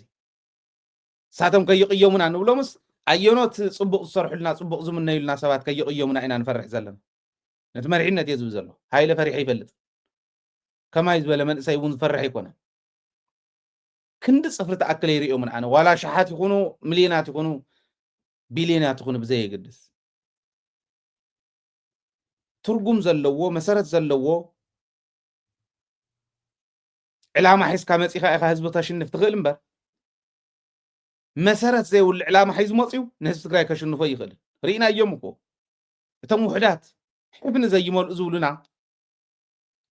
ተር ረቢልና ባዕሎም እውን ከም ዝገለፅዎ ናይ ዓብዪ ጉያ ታላቅ ቁርጫ ከም ዝበሎ ባጫ ከምኡ እኮ ጌርና እዮም እንታይ ድፃዓንተዎ ዝረኣኹሞ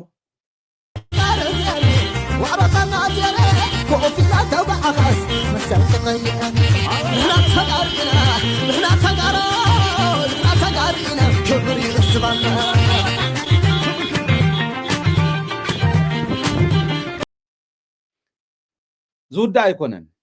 ዝውዳእ ስለ ዘይኮነ ተውሕጅ ርኢኹም ትውድእዎ ኣይኮነን ስኢልና ክንውዕል ተኮይንና ኣብዚ እምበር ከመይ ከም ዝነበረ ህዝቢ መቐለ ይመስክር ህዝቢ ትግራይ ይመስክር ህዝቢ ዓለም እውን ይመስክር እዩ ከጥፉኡና ዝመፁ ተንከባኺብና ምምላስና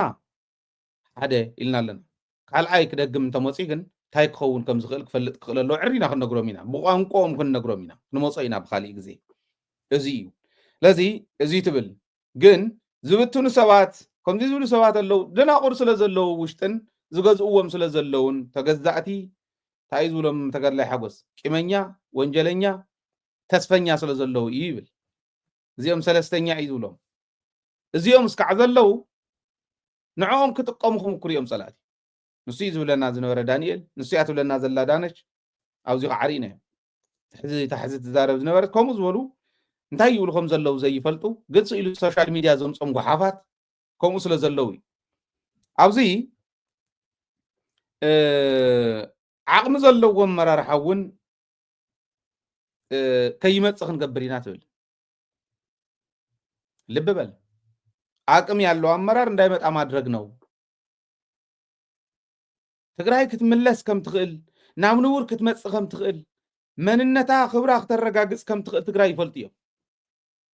እዚ ክትገብር ትኽእል ግን ዓቅሚ ዘለዎ ህዝቢ ስለ ዘሎ ዓቅሚ ዘለዎ ህዝቢ ዓቅሚ ብዘለዎ መራሒ ብቅንዕናን ብዓቅምን ተመዘነ ከም ዝብሎ ኩሉ ግዜ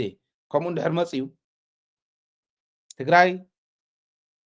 ዓርሳ ዝኸኣለት ንኻሊእ እውን ትተርፍ ዓዲ ክትከውን ከም ትኽእል ይፈልጥ እዮም ነዚ ብምንታይ እዮም ክሕዝና ማንም ጎታት ጉርዲ ንላዕሊ እንዳምፁ ከምቱ ሓደ ዝድፍንዕ ዝመስል ተሸረፈ ሸራፍ ርእሱን ሸራፍ ስኑን ዝበልክዎ መስከብ ከምኡ ዝበሉ መስከባት ከመይ ጌራ ከም ዘምፃተው ታውድብ እውን ይገርመን እንዲ ከምኡ ዝበሉ ናብ ስልጣን ክወፁ ከም በዓል ጌታቸው ዝበሉ ሃተፍቲ ናብ ስልጣን ክወፁ ምግባር እዩ እሱ ይትዕላሞ ኣብዚ ኢና ክንጥንቀቕ ዘለና ብጠቕላላ ትብል ማሕበረሰቡ ማህበረሰቡ አመራሩ ኢኮኖሚው ፖለቲካው በተለይ ደግሞ ወጣቱ ማደንዘዝ ቀልደ ይኮነን ዛረቦ ዘሎ ኣነ ይሕመኒ ከምዚ ማለት ከምዚ ክብል ከለኹ ዕላምኦም ድማ ብደንብ ስለ ዝርዳእኒ ሞብ ትግራይ ዝኸውን ዘሎ ዋዛ ፈዛዛ ክርኢ ከለኹ ብጣዕሚ ይስማዓኒ ነዚኦም ክነድንዝዝ ኢና ትብል ተስፋው ማጨለም ማደንዘዝና ተስፋው ማጨለም ተስፋና ክፅልምት ደይ ፅልምትን ክንሪኦ ኢና ሕዚ ይትረፍደ ሕዚ በዚሕና ይትረፍደ ሕዚ ሰራዊት ወኒና ይትረፍደ ሕዚ ትካላት ወኒና ኦኬ ትማል እውን ኣይተሳዓርና ኣይመስለኝም ዝበሃሉ እዚኦም እዮም እምበር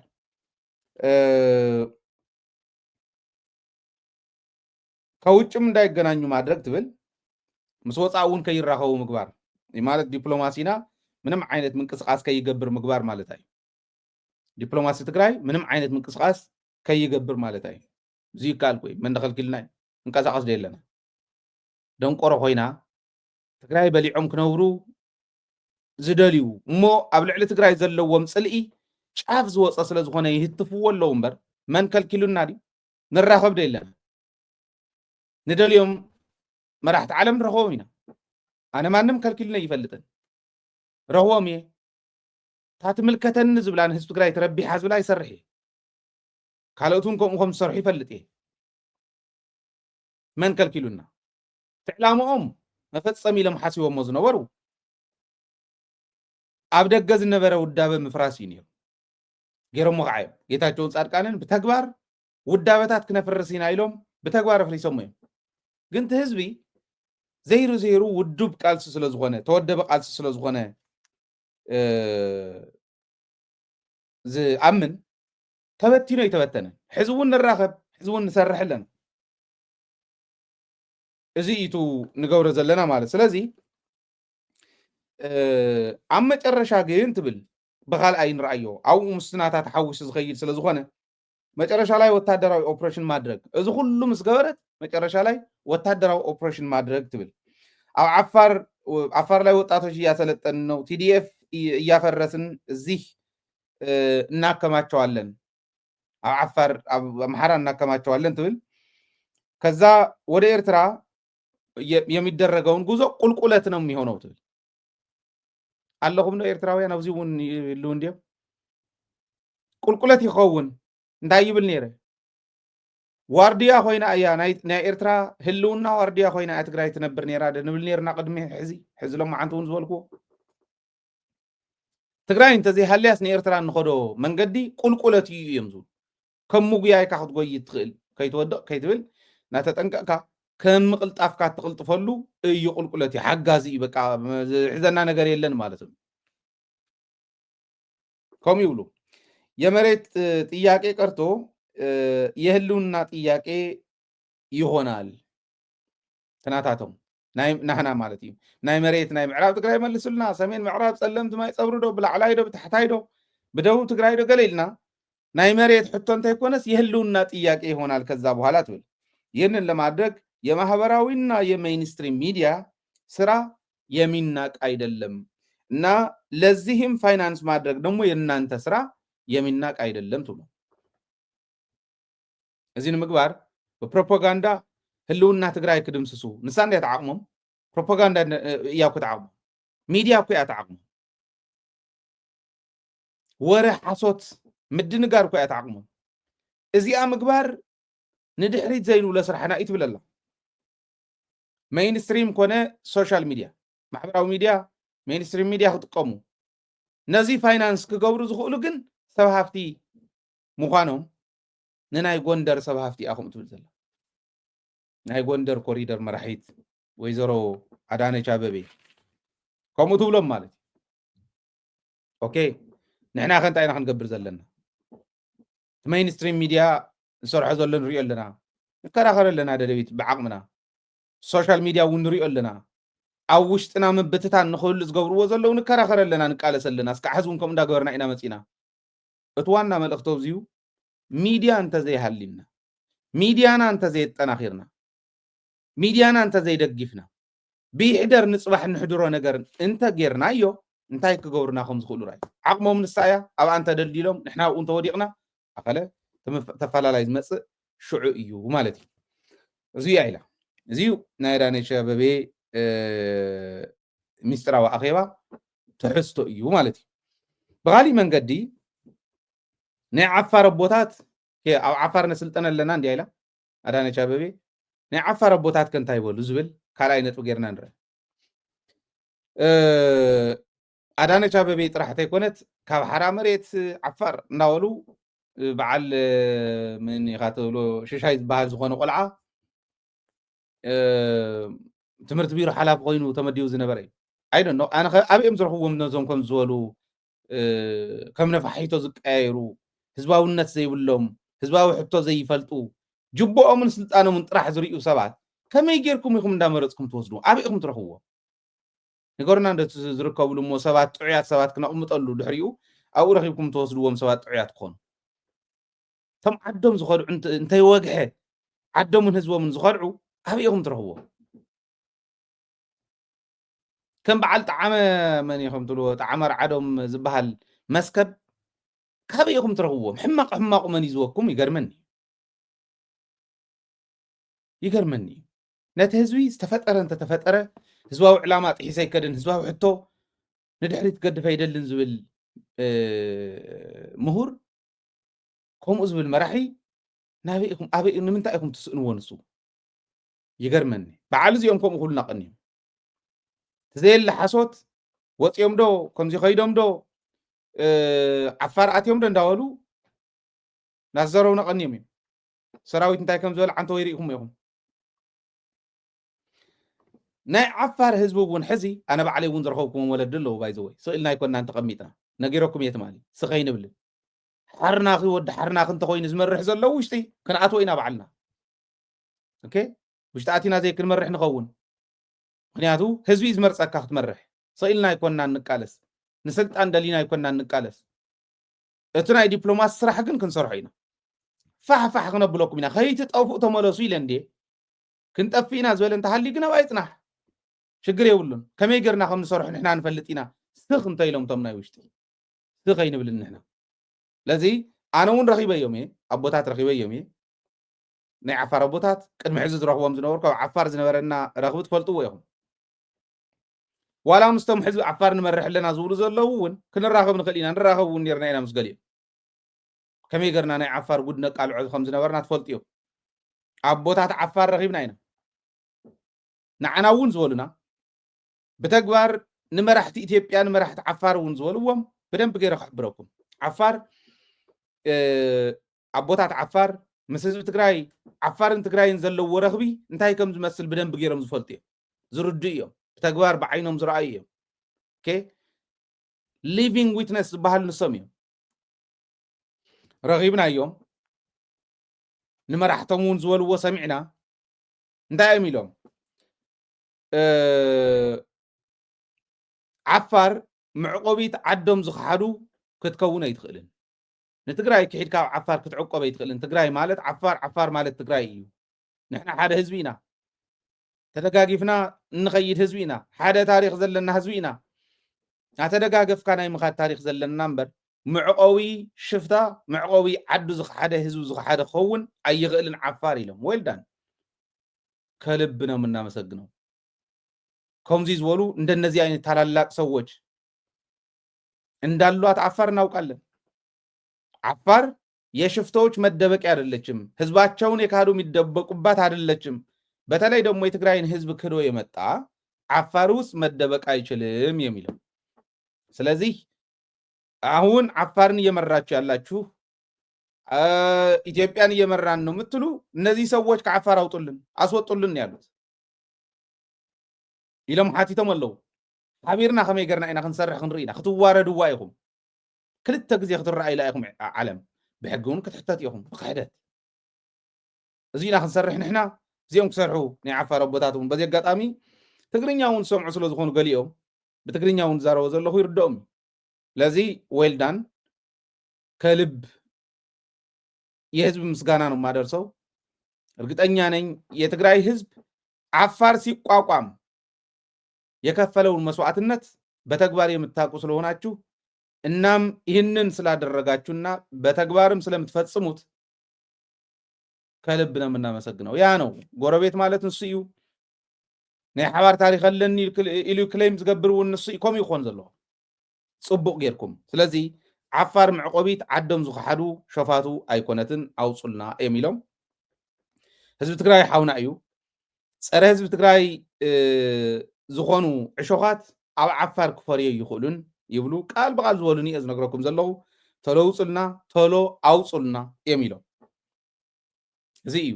ነዚ ጥራሕ ከይመስለኩም እዚኡ ህዝቢ ዓፋር ዝብሎ እዩ። ኣብ ሸኸት ተገበረ ሓደ ታሪክ ክነግረኩም። ፀጋይ ገብረ ተክለ ዝበሃል ሓደ ባንዳ ናይ ደቡብ ምብራቅ መራሒ ገይርዎ ዝነበረ ጌታቸው እኮ ዘይተፃወቶ ግዕዘ እኮ የለን፣ ዘይተፃወቶ ግዕዝና እኮ የለን። ፀጋይ ገብረ ተክለ ዝበሃልስ ናይ ምልሻ ብረት ኣታሊሉ ናብ ብልፅግና ዘረክብ ዝነበረ ልዕሊ 1,000 ገለን ብረት ዘረከበ ሰብ ናይ ደቡብ ምብራቅ መራሒ ኢሉ ሸይምዎ ጌታቸው። ዝገርም እዩ። ኣብኡ ዝነበሩት ህዝቢ እንታይ ይብል ከም ዝነበረ ኢኹም ኢኹም ምልሻ ዓዲ ኣኪብና ንፀጋይ ገብረ ተክለ ክንሕዝ ንስክላ ምሊጥና ኢሎም ንንእሽተይ ምሊጥና ክሕዝዎ ባንዳ ኮይኑ ነዚ ሸይሙልና ጌታቸው ዘይገበሮ በደል የለን። ባይዘ ወይ ይቅርታ ክበሃል እንተኮይኑ እውን ኢሕ እንዳበለ ህዝቢ ውሽጡ እንዳሓረረ ይቅርታ ክብሎ እምበር ይቅርታ ዝበሃል በደል ኣይኮነን በዲሎም ጌታቸውን ፃድቃንን ብፍላይ ነዚ መዲቡልና። ሕዚ ፀጋይ ገብረ ተክለ ንሸኸት ከይዱ ኣብ ሸኸት ኣብ ዝኾነ ናይ ትግራዋይ ሆቴል እዩ ቀኒ ናይ ትግራዋይ ሆቴል ክንነግረኩም ንኽእል ኢና። ናይ መን ብውሽጢ ንዝምልከቶም ኣካላት ክንነግር ንኽእል ኢና። ድሓር ፀጋይ ገብረ ተክለ ምዃኑ እዚ ኩሉ ዝፈጠሮ ግዕዘ እዚ ኩሉ ዝፈጠሮ ኣብ ልዕሊ ህዝቢ ዝፍፅሞ ዝነበረ ኩሉ ምስ ተነገሮ ዝወዲ ዝበዓል ሆቴል ውፃለ ኢልዎ ዋ መዕቆቢ ለመፅየስና ወይ ክወፅእ ዳ ገለ ኢልዎ ትውርደት ራእዩ ክንዱ ዝኣክል ወራዳነት እዚ ዓይነት ኣንደበት ሒዞም ኣብ ልዕሊ ህዝቢ ትግራይ ቸቸ ምባል እዚኡ ዘፍዲ እዚ ምስ በሎ ኖ ውፃለ ኢሉ ኣይወፅን ኢሉ ኣይወፅና ወይ ክኸድ እሞ ገለ ድሓር ኣንሶላ ቀንጥጣ ኢልዎ ነዘን ሰራሕተኛ ኣንሶላ ቀንጥጦ ናይቲ ዓራት ክወፅእ ክኽእል ኣለዎ ኢልዎ ኣብ ተቐንጠጠት ኣንሶላ ዝሓደረ ምስኪናይ ከምኡ ገይሮም ክስእልዎ እዮም ርግፀኛ እየ። እዚ ዓይነት ውርደት ዝገጠሞ ሰብ እዩ። ህዝብካ ክተዋርድ ከለካ ህዝብካ ክትክሕድ ከለካ እዚ እዩ። ኣንቱም ንዓፋር ንግዛዕ ከይድና ትብሉ ዘለኹም እውን ኣነ ከመይ ዝበለ ርእሲ ዘለዎም ከም ምዃኖም ይገርመኒ እንዲ ህዝቢ ትግራይስ ምስ ዓፋር ሓቢር ሰሪሑ እንታይ ክገብር ከም ዝኽእል እንዳፈለጡ ኣብ ኣምሓራ ዘሎ እንታይ ከም ዘሎ እንዳፈለጡ ነህዝቢ ትግራይ ከበሳብሱ ተመሊሶም ናብ ህዝቦም ጥይት ክትኩሱ ከምዚ ኢሎም ዝሓስቡ ደናቁር እንታይ ክፍደዩ ከም ዝኽእሉ ክንሪኦ ኢና ሕዚ ማለት ናይ ዓፋር ህዝቢ እውን ብደንቢ ተረዲእዎ ስለ ዘሎ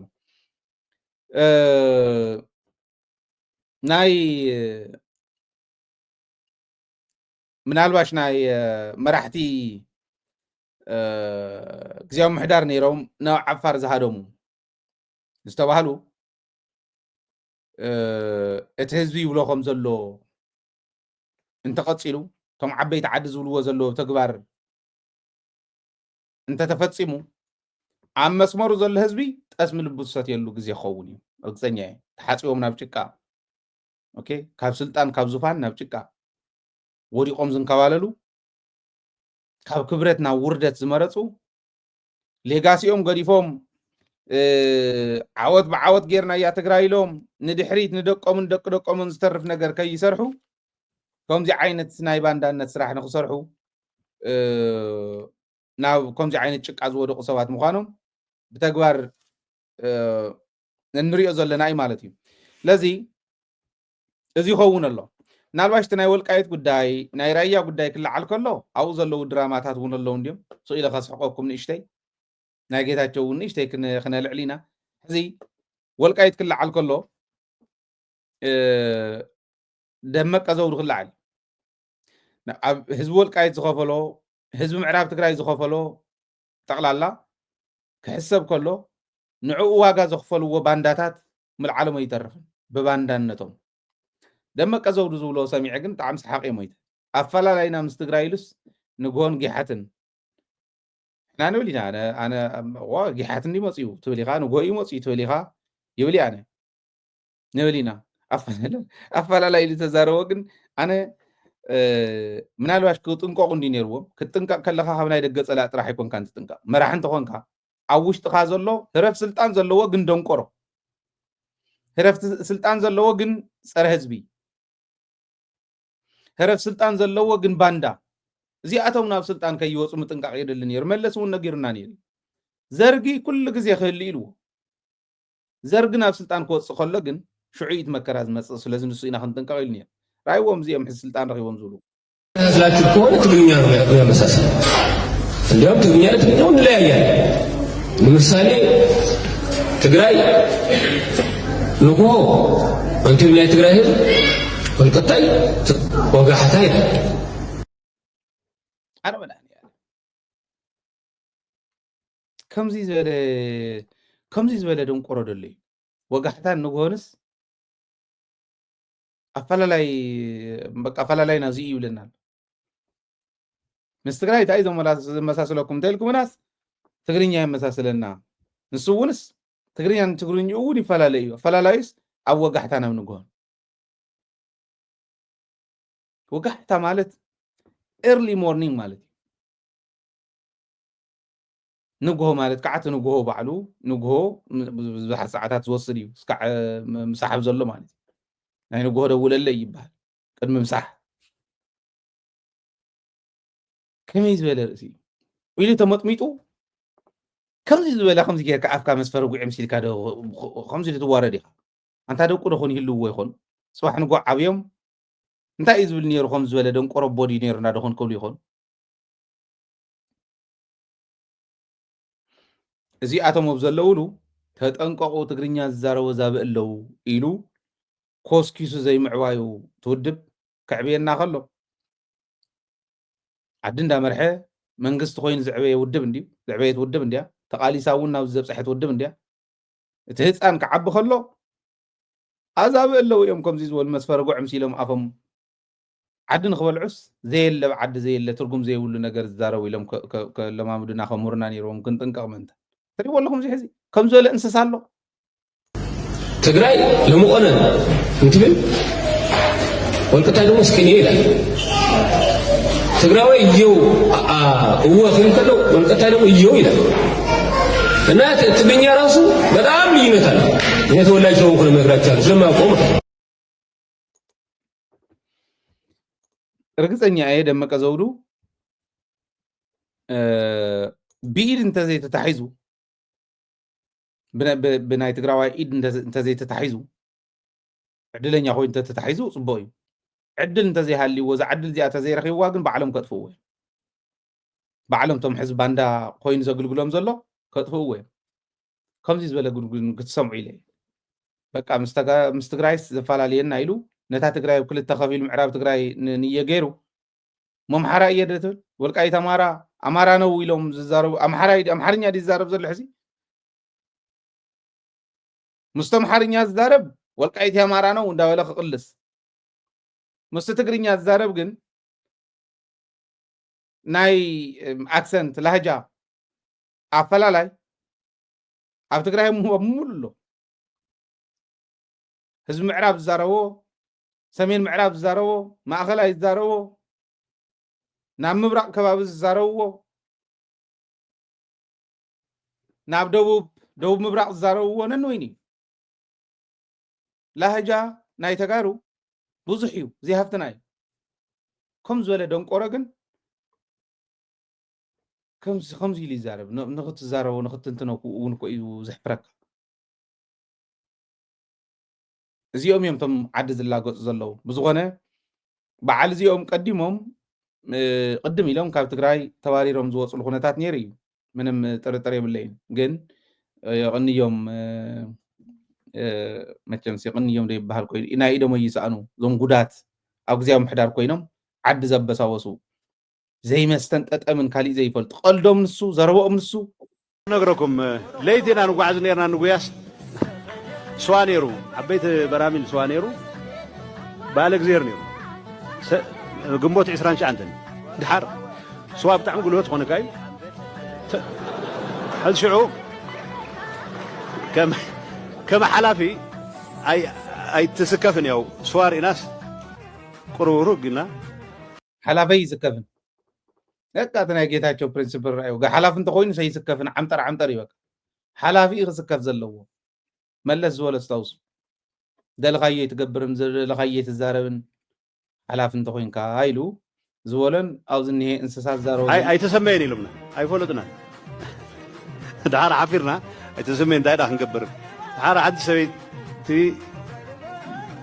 كنديا يذكرني اذا برانت بال هاي محبرتني كنديا نايسوا محبرتني مرحتنا وزمصي خمس هاي تسميني بال صلاه زغنكو نادفو مسددن يريله انا انقليلن سوام صيلاننا شعو ذاتنا يقال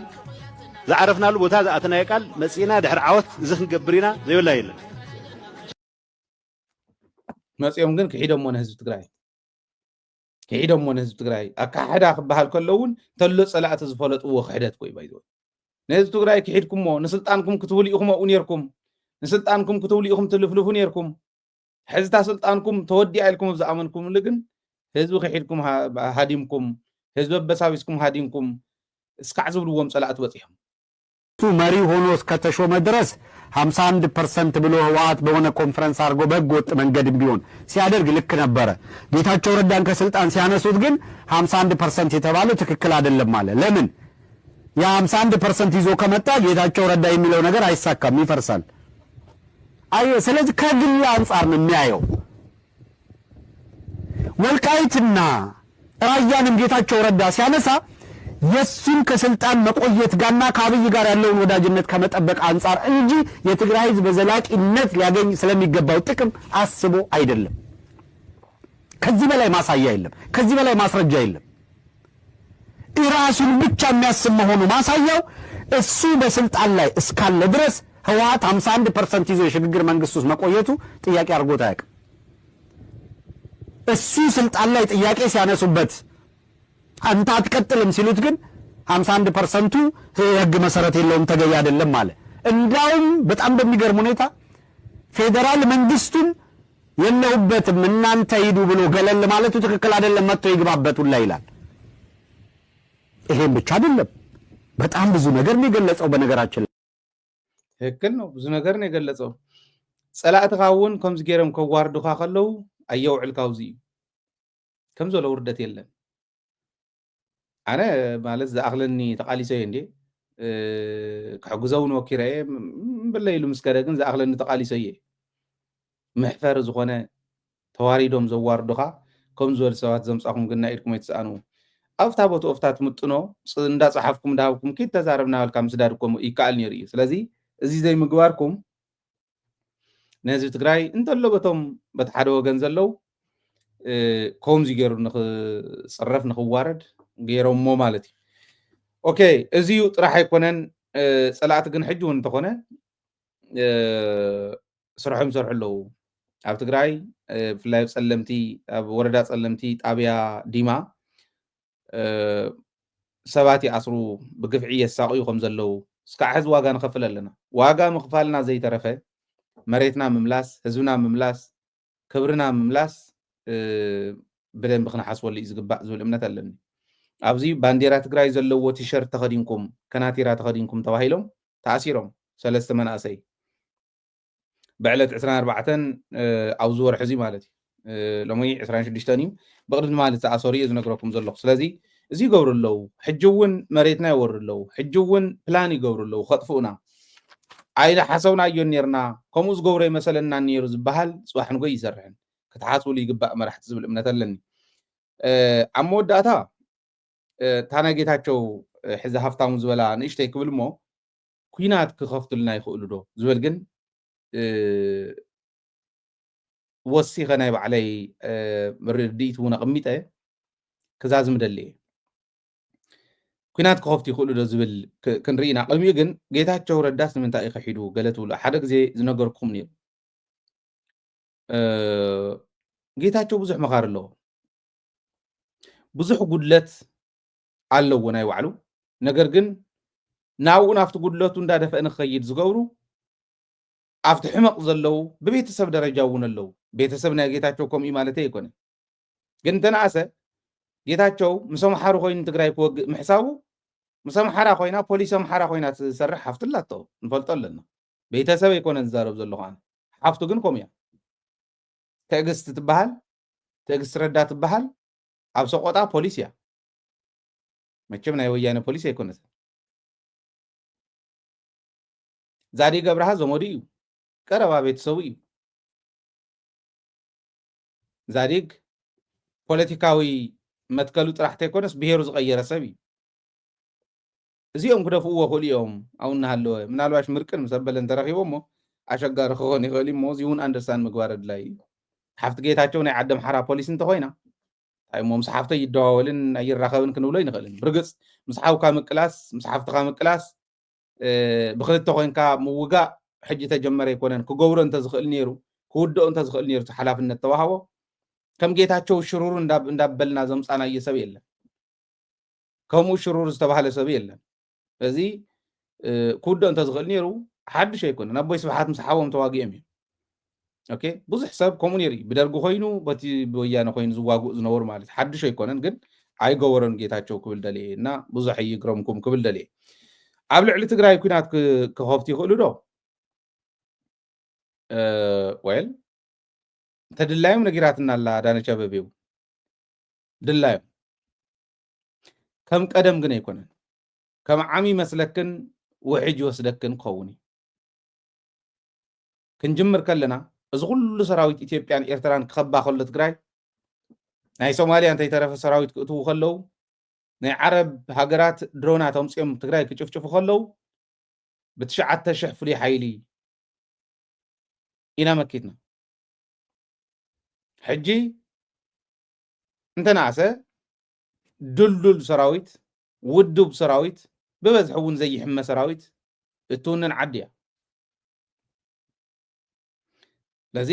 ደፊሮም ክመፁ ይኽእሉን ካልኣይ ኣብ ኢትዮጵያ ዝነበረ ሰራዊት ዝተልጠነ ዝበሃል ተመክሮ ዝነበሮ ኣብ ትግራይ ኣትዩ ተበሊዑ እዩ ኤርትራ እውን ተላጊፃትሎም እያ ባይዞ ናይ ባዕላ እውን ተሓምሽሾማ እዮም ከምቲ ንሪእኩም ዝነበርና ናይ ምሩኻት ግዜ ኣብ ኢትዮጵያ ዝነበረ ሰራዊት ግን ስጋኣት ክኾነኒ እትብሎ ኣብ መሬት ትግራይ ንኽሃልቕ ምስ ተጋሩ ንኽዋጋእ ምክንያት ኮይና መፅያ ኤርትራ እውን ምስ ተጋሩ እንተተዋጊኡስ ክብላዕ ከም ዝኽእል ፈልጥዎ እዮም የለን ስለዚ ሰራዊት ሓድሽ እዩ ናቶም ናህና ድልዱል ሰራዊት እዩ ከይፈርስ ንሓልዎ ንብሎ እውን እዚ ክገብሩ ይኽእሉ ዶ እዚ እናሃለወ ንሪኦ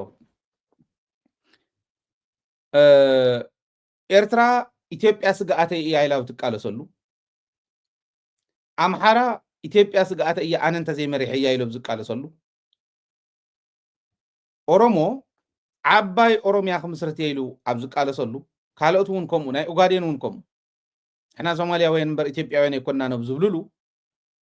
ኣብዚ ዘላ ኢትዮጵያስ ንትግራይ እንተነኺኣ ሕዚ ናይ መወዳእታ ናይ ምፍራሳ ግዜ ይኾን የመጨረሻ ኢትዮጵያ የምትፈርስበት ጊዜ ይሆናል ማለት ነው ትግራይን ከነካች ትግራይ ሰላም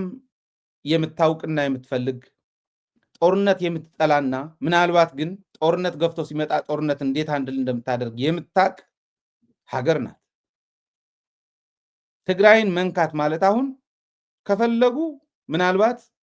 እንደው በግላጭ ኢትዮጵያን ማፍረስ ፍላጎት አለን ማለት ይችላሉ ራሳቸው የኢትዮጵያ መሪዎች ካወፃ ግን ትግራይ መንካ አይካልን ዝብሎ ዘለኹ ስለዚህ ይካል ምስ ሱዳን ባእሲ ምስ ሶማሊያ ባእሲ ምስ ጅቡቲ ባእሲ ምስ ኤርትራ ባእሲ ኣብ ውሽጣ ማዓት ሓውዝ ዝባርዓ ኣብ ኩሉ ዝተኣጎደላ ዓዲ መንባር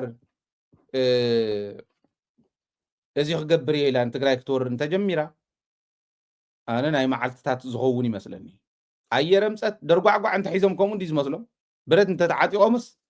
ምንድነው ፈክር አለኝ ይብሉ ብረት እንተ ተዓጢቆም ፉከራ እዩ ደስ ዝብሎም ዝስዕሩ እዩ ዝመስሎም ድሮን መሓዝ ኣየር መሓዝ ከበድቲ ተፅዋራት ምውናን ናይ ሰዓራይነት ምልክት ኣይኮነን ገንዘብ ካተጥፍኦሉ ዘለኻ እምበር ናይ ሰዓራይነት ምልክት ኣይኮነን ሕጂ ኣይኮነን ኣብ ዝሎሙ ዘመን ኣይኮነን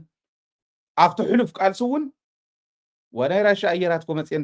ትግራይ ሓመድ ገይረና ግን ቴክኖሎጂ ትግራይ ሒዛት ዝነበረ ፀረ ኣየር ኳስ ዘይብሎም እዮም ነይሩ ፀረ ኣየር ኳስ ዘይብሎም እንዳሃለው እዮም በኣየር እናተደብደቡ ኣዲስ ኣበባ ኣትዮም ያው ድሕሪኡ ዝነበረ ፖለቲካዊ ኸይዲ ትክክል ከም ዘይኮነ ኩልና ስለ ንፈልጦ ኢለ ግን ሕጂ ማዕረኾም ትሕልፎ ይኸውንን ከይትጋገዩ ማዕረኾም ትሕልፍ ምሩኽ ማሪኹ ተረቢሉ ኣሰሊፉ ዝወስደልካ ከይመስለካ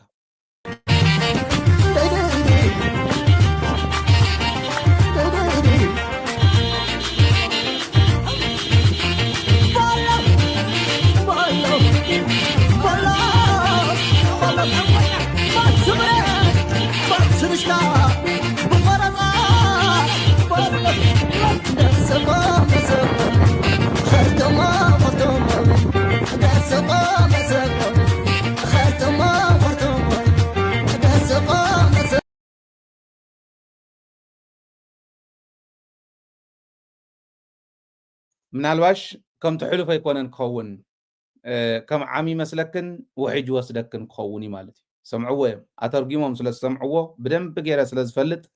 እየ ዝዛረቡ ዘለኹ ስለዚ ኣይትሰሓቱ ለባማት እንተኮይንኩም ናይ ትግራይ ሕቶ መልሱ ኢትዮጵያ ክትቀንዕ ኤርትራ ክትቀንዕ ካሊእ ክቀንዕ ናይ ትግራይ ሕቶ ክምለስ ናይ ግድን እዩ ትግራይ ምንካ እንታይ ከምፅእ ከም ዝኽእል ርኢና የለና ርኢኹም ኣለኹም ታብዚ እንተዘይተማሂርኩም ደናቁር ኢኹም ምናልባሽ ደናቁርኩም መርሕዎ ዝደለየ ህዝቢ እንተዘይኮይኑ ኣመሓይሹ ክብለኩም ናይ ግድን ይኸውን ማለት እዩ እዚ እዩ ብትግራይ ወገን ግን ዝለዓል ኩናት የለን ኩናት እንተመፅኡ ግን ተዓሚቱ ዝርኢ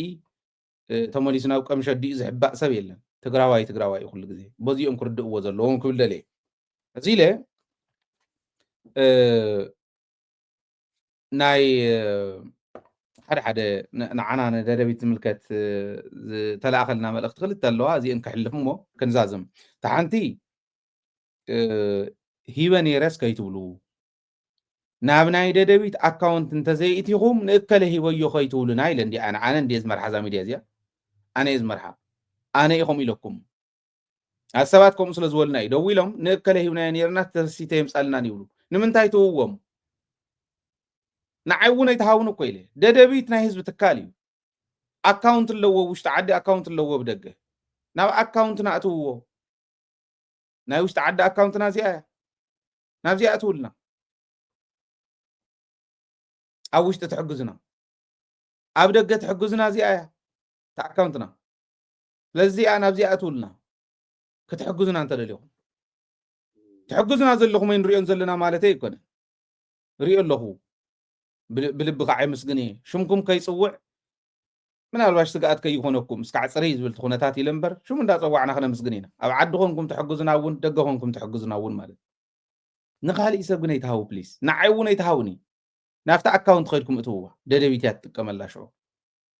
ስለዚ እዚዩ ሓደራ ክብለኩም ብልቢ እየ ሓደራ ዝብለኩም ኣነ ሙስና ኣብ ትግራይ ክጠፍእ እየ ዝደሊ ንማንም ኣይትሃቡ ብሽም ደደቢት ገንዘብ ሃዊሉ ዝሓተኩም ሰብ የለን ገንዘብ ናብ ናይ ደደቢት ኣካውንት እትው እንተኢልኩም ትክክል እዩ ኣካውንትና ከዓ እዚኣ ኣብ ውሽጢ ዘለኹም ስለዝኾንኩም ዝተታለልኩም ማለት እዩ ገንዘብ ናብ ደደቢት ክእቱስ ሃው እንተኢልኩም ግን ከይትህቡ ሓደራ እየ ዝብል ዘለኹ ኣነ ፅፍፍ ዝበለ ስራሕ ክንሰርሕ ኢና ንደልና እዚዩ ክብል ደልየ ተኻልአይቲ ግን ምስጋና እያ ግርምቢጥ እትው ኣብ ውሽጢ ዘሎ ታዘላቶ ውፅኡ ደደቢት ይሕግዛ ታዘላቶ ዋላ ዓብየ ይኹን ታዘላቶ ውፅኡ ይሕግዝ ኣሎ ተብደገ ዘሎ ትክሕግዝ ዝኽእል ብንእሽተይ ክሕግዘና ዝኽእል ለውጢ ከምፅእ ዝኽእል ግን እስካዕ ሕዚ ትልግምቱ ይገርመና እዩ ይገርመኒ ኣነ ምናልባሽ ፅባሕ ንጎ ታሪክ ኮይኑ እዚ ኩሉ ክንሓልፎ እንዲና ሓላፋይ ምዃኑ ተግባር ርኢና እንዲና ሞይትካ ከም ዘትዐውን ርኢና እንዶ ኦኬ ታይወት ስኢላ ዘይትረብሕ ምዃና እውን ርኢና እያ እንዶ ንህዝብና ክንቃለስ ኢና ህዝብና ከም ዝሕግዘና ኣይንጠራጠር ደገ ዘሎ ማሕበረሰብ ግን ተናእሲ ኣባል ምዃን ኣብ ታሕቲ ሎቲ ዲስክሪፕሽን ኣባል ምዃን ሓንቲ ማክያቶ ብወርሒ ምግባዝ ዝተኣብዮ ሰብ የለን ንደደቢት ከምኡ ጌርኩም ሓግዝዋ እየ ዝብል ዘለኹም በር ወደራፋይነ ሳላ ቃልሲ ህዝቢ ትግራይ እኹል ሃፍቲ ኣለኒ ንባዕለይ ከም መሓድረሉ ዝኽእል ርእስ ኣለኒ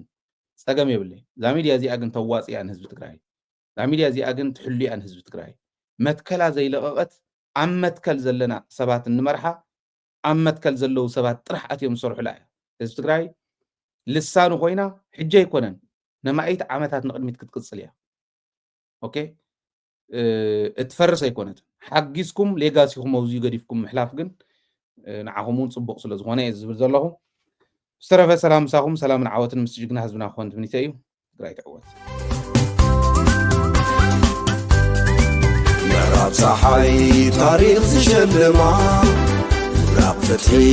ደደቢት ዝሽማ ፀሓይ ዘይትዓርባ ኩሉ ሻዕ ንጎሆ ናይ ሰንበትከል ሚድያ ደደቢት እንሆ ምስረታ ሃገረ ትግራይ ዝረጋገፅ ብእኒ ምስርተን ትካላት ዳእምበር ኣማዕዲና ብንርኤን ናይ ዓዲ ሃገር ትካላት ይኾና ሃየ ትካልና ንሓግዝ እምነት ዝዓመመት ውራይ ስለዚ ደደቢት ክትዕንበብን ክትዓቢን ሽርሕል ፀላትና ክፅልምትን ደደቢት ንሓግዝ ኣባላት ደደቢት ንኹን ደደቢት ሚድያና ልሳን ህዝብና ደደቢት ቲቪ ብዓወት ክኽምበት ዝዓመመት ውራይ ደደቢት ሚድያና ሚድያ ህዝቢ ትግራይ ደደቢት ሚድያ ህዝቢ ትግራይ ደደቢት ሚድያ ህዝቢ ትግራይ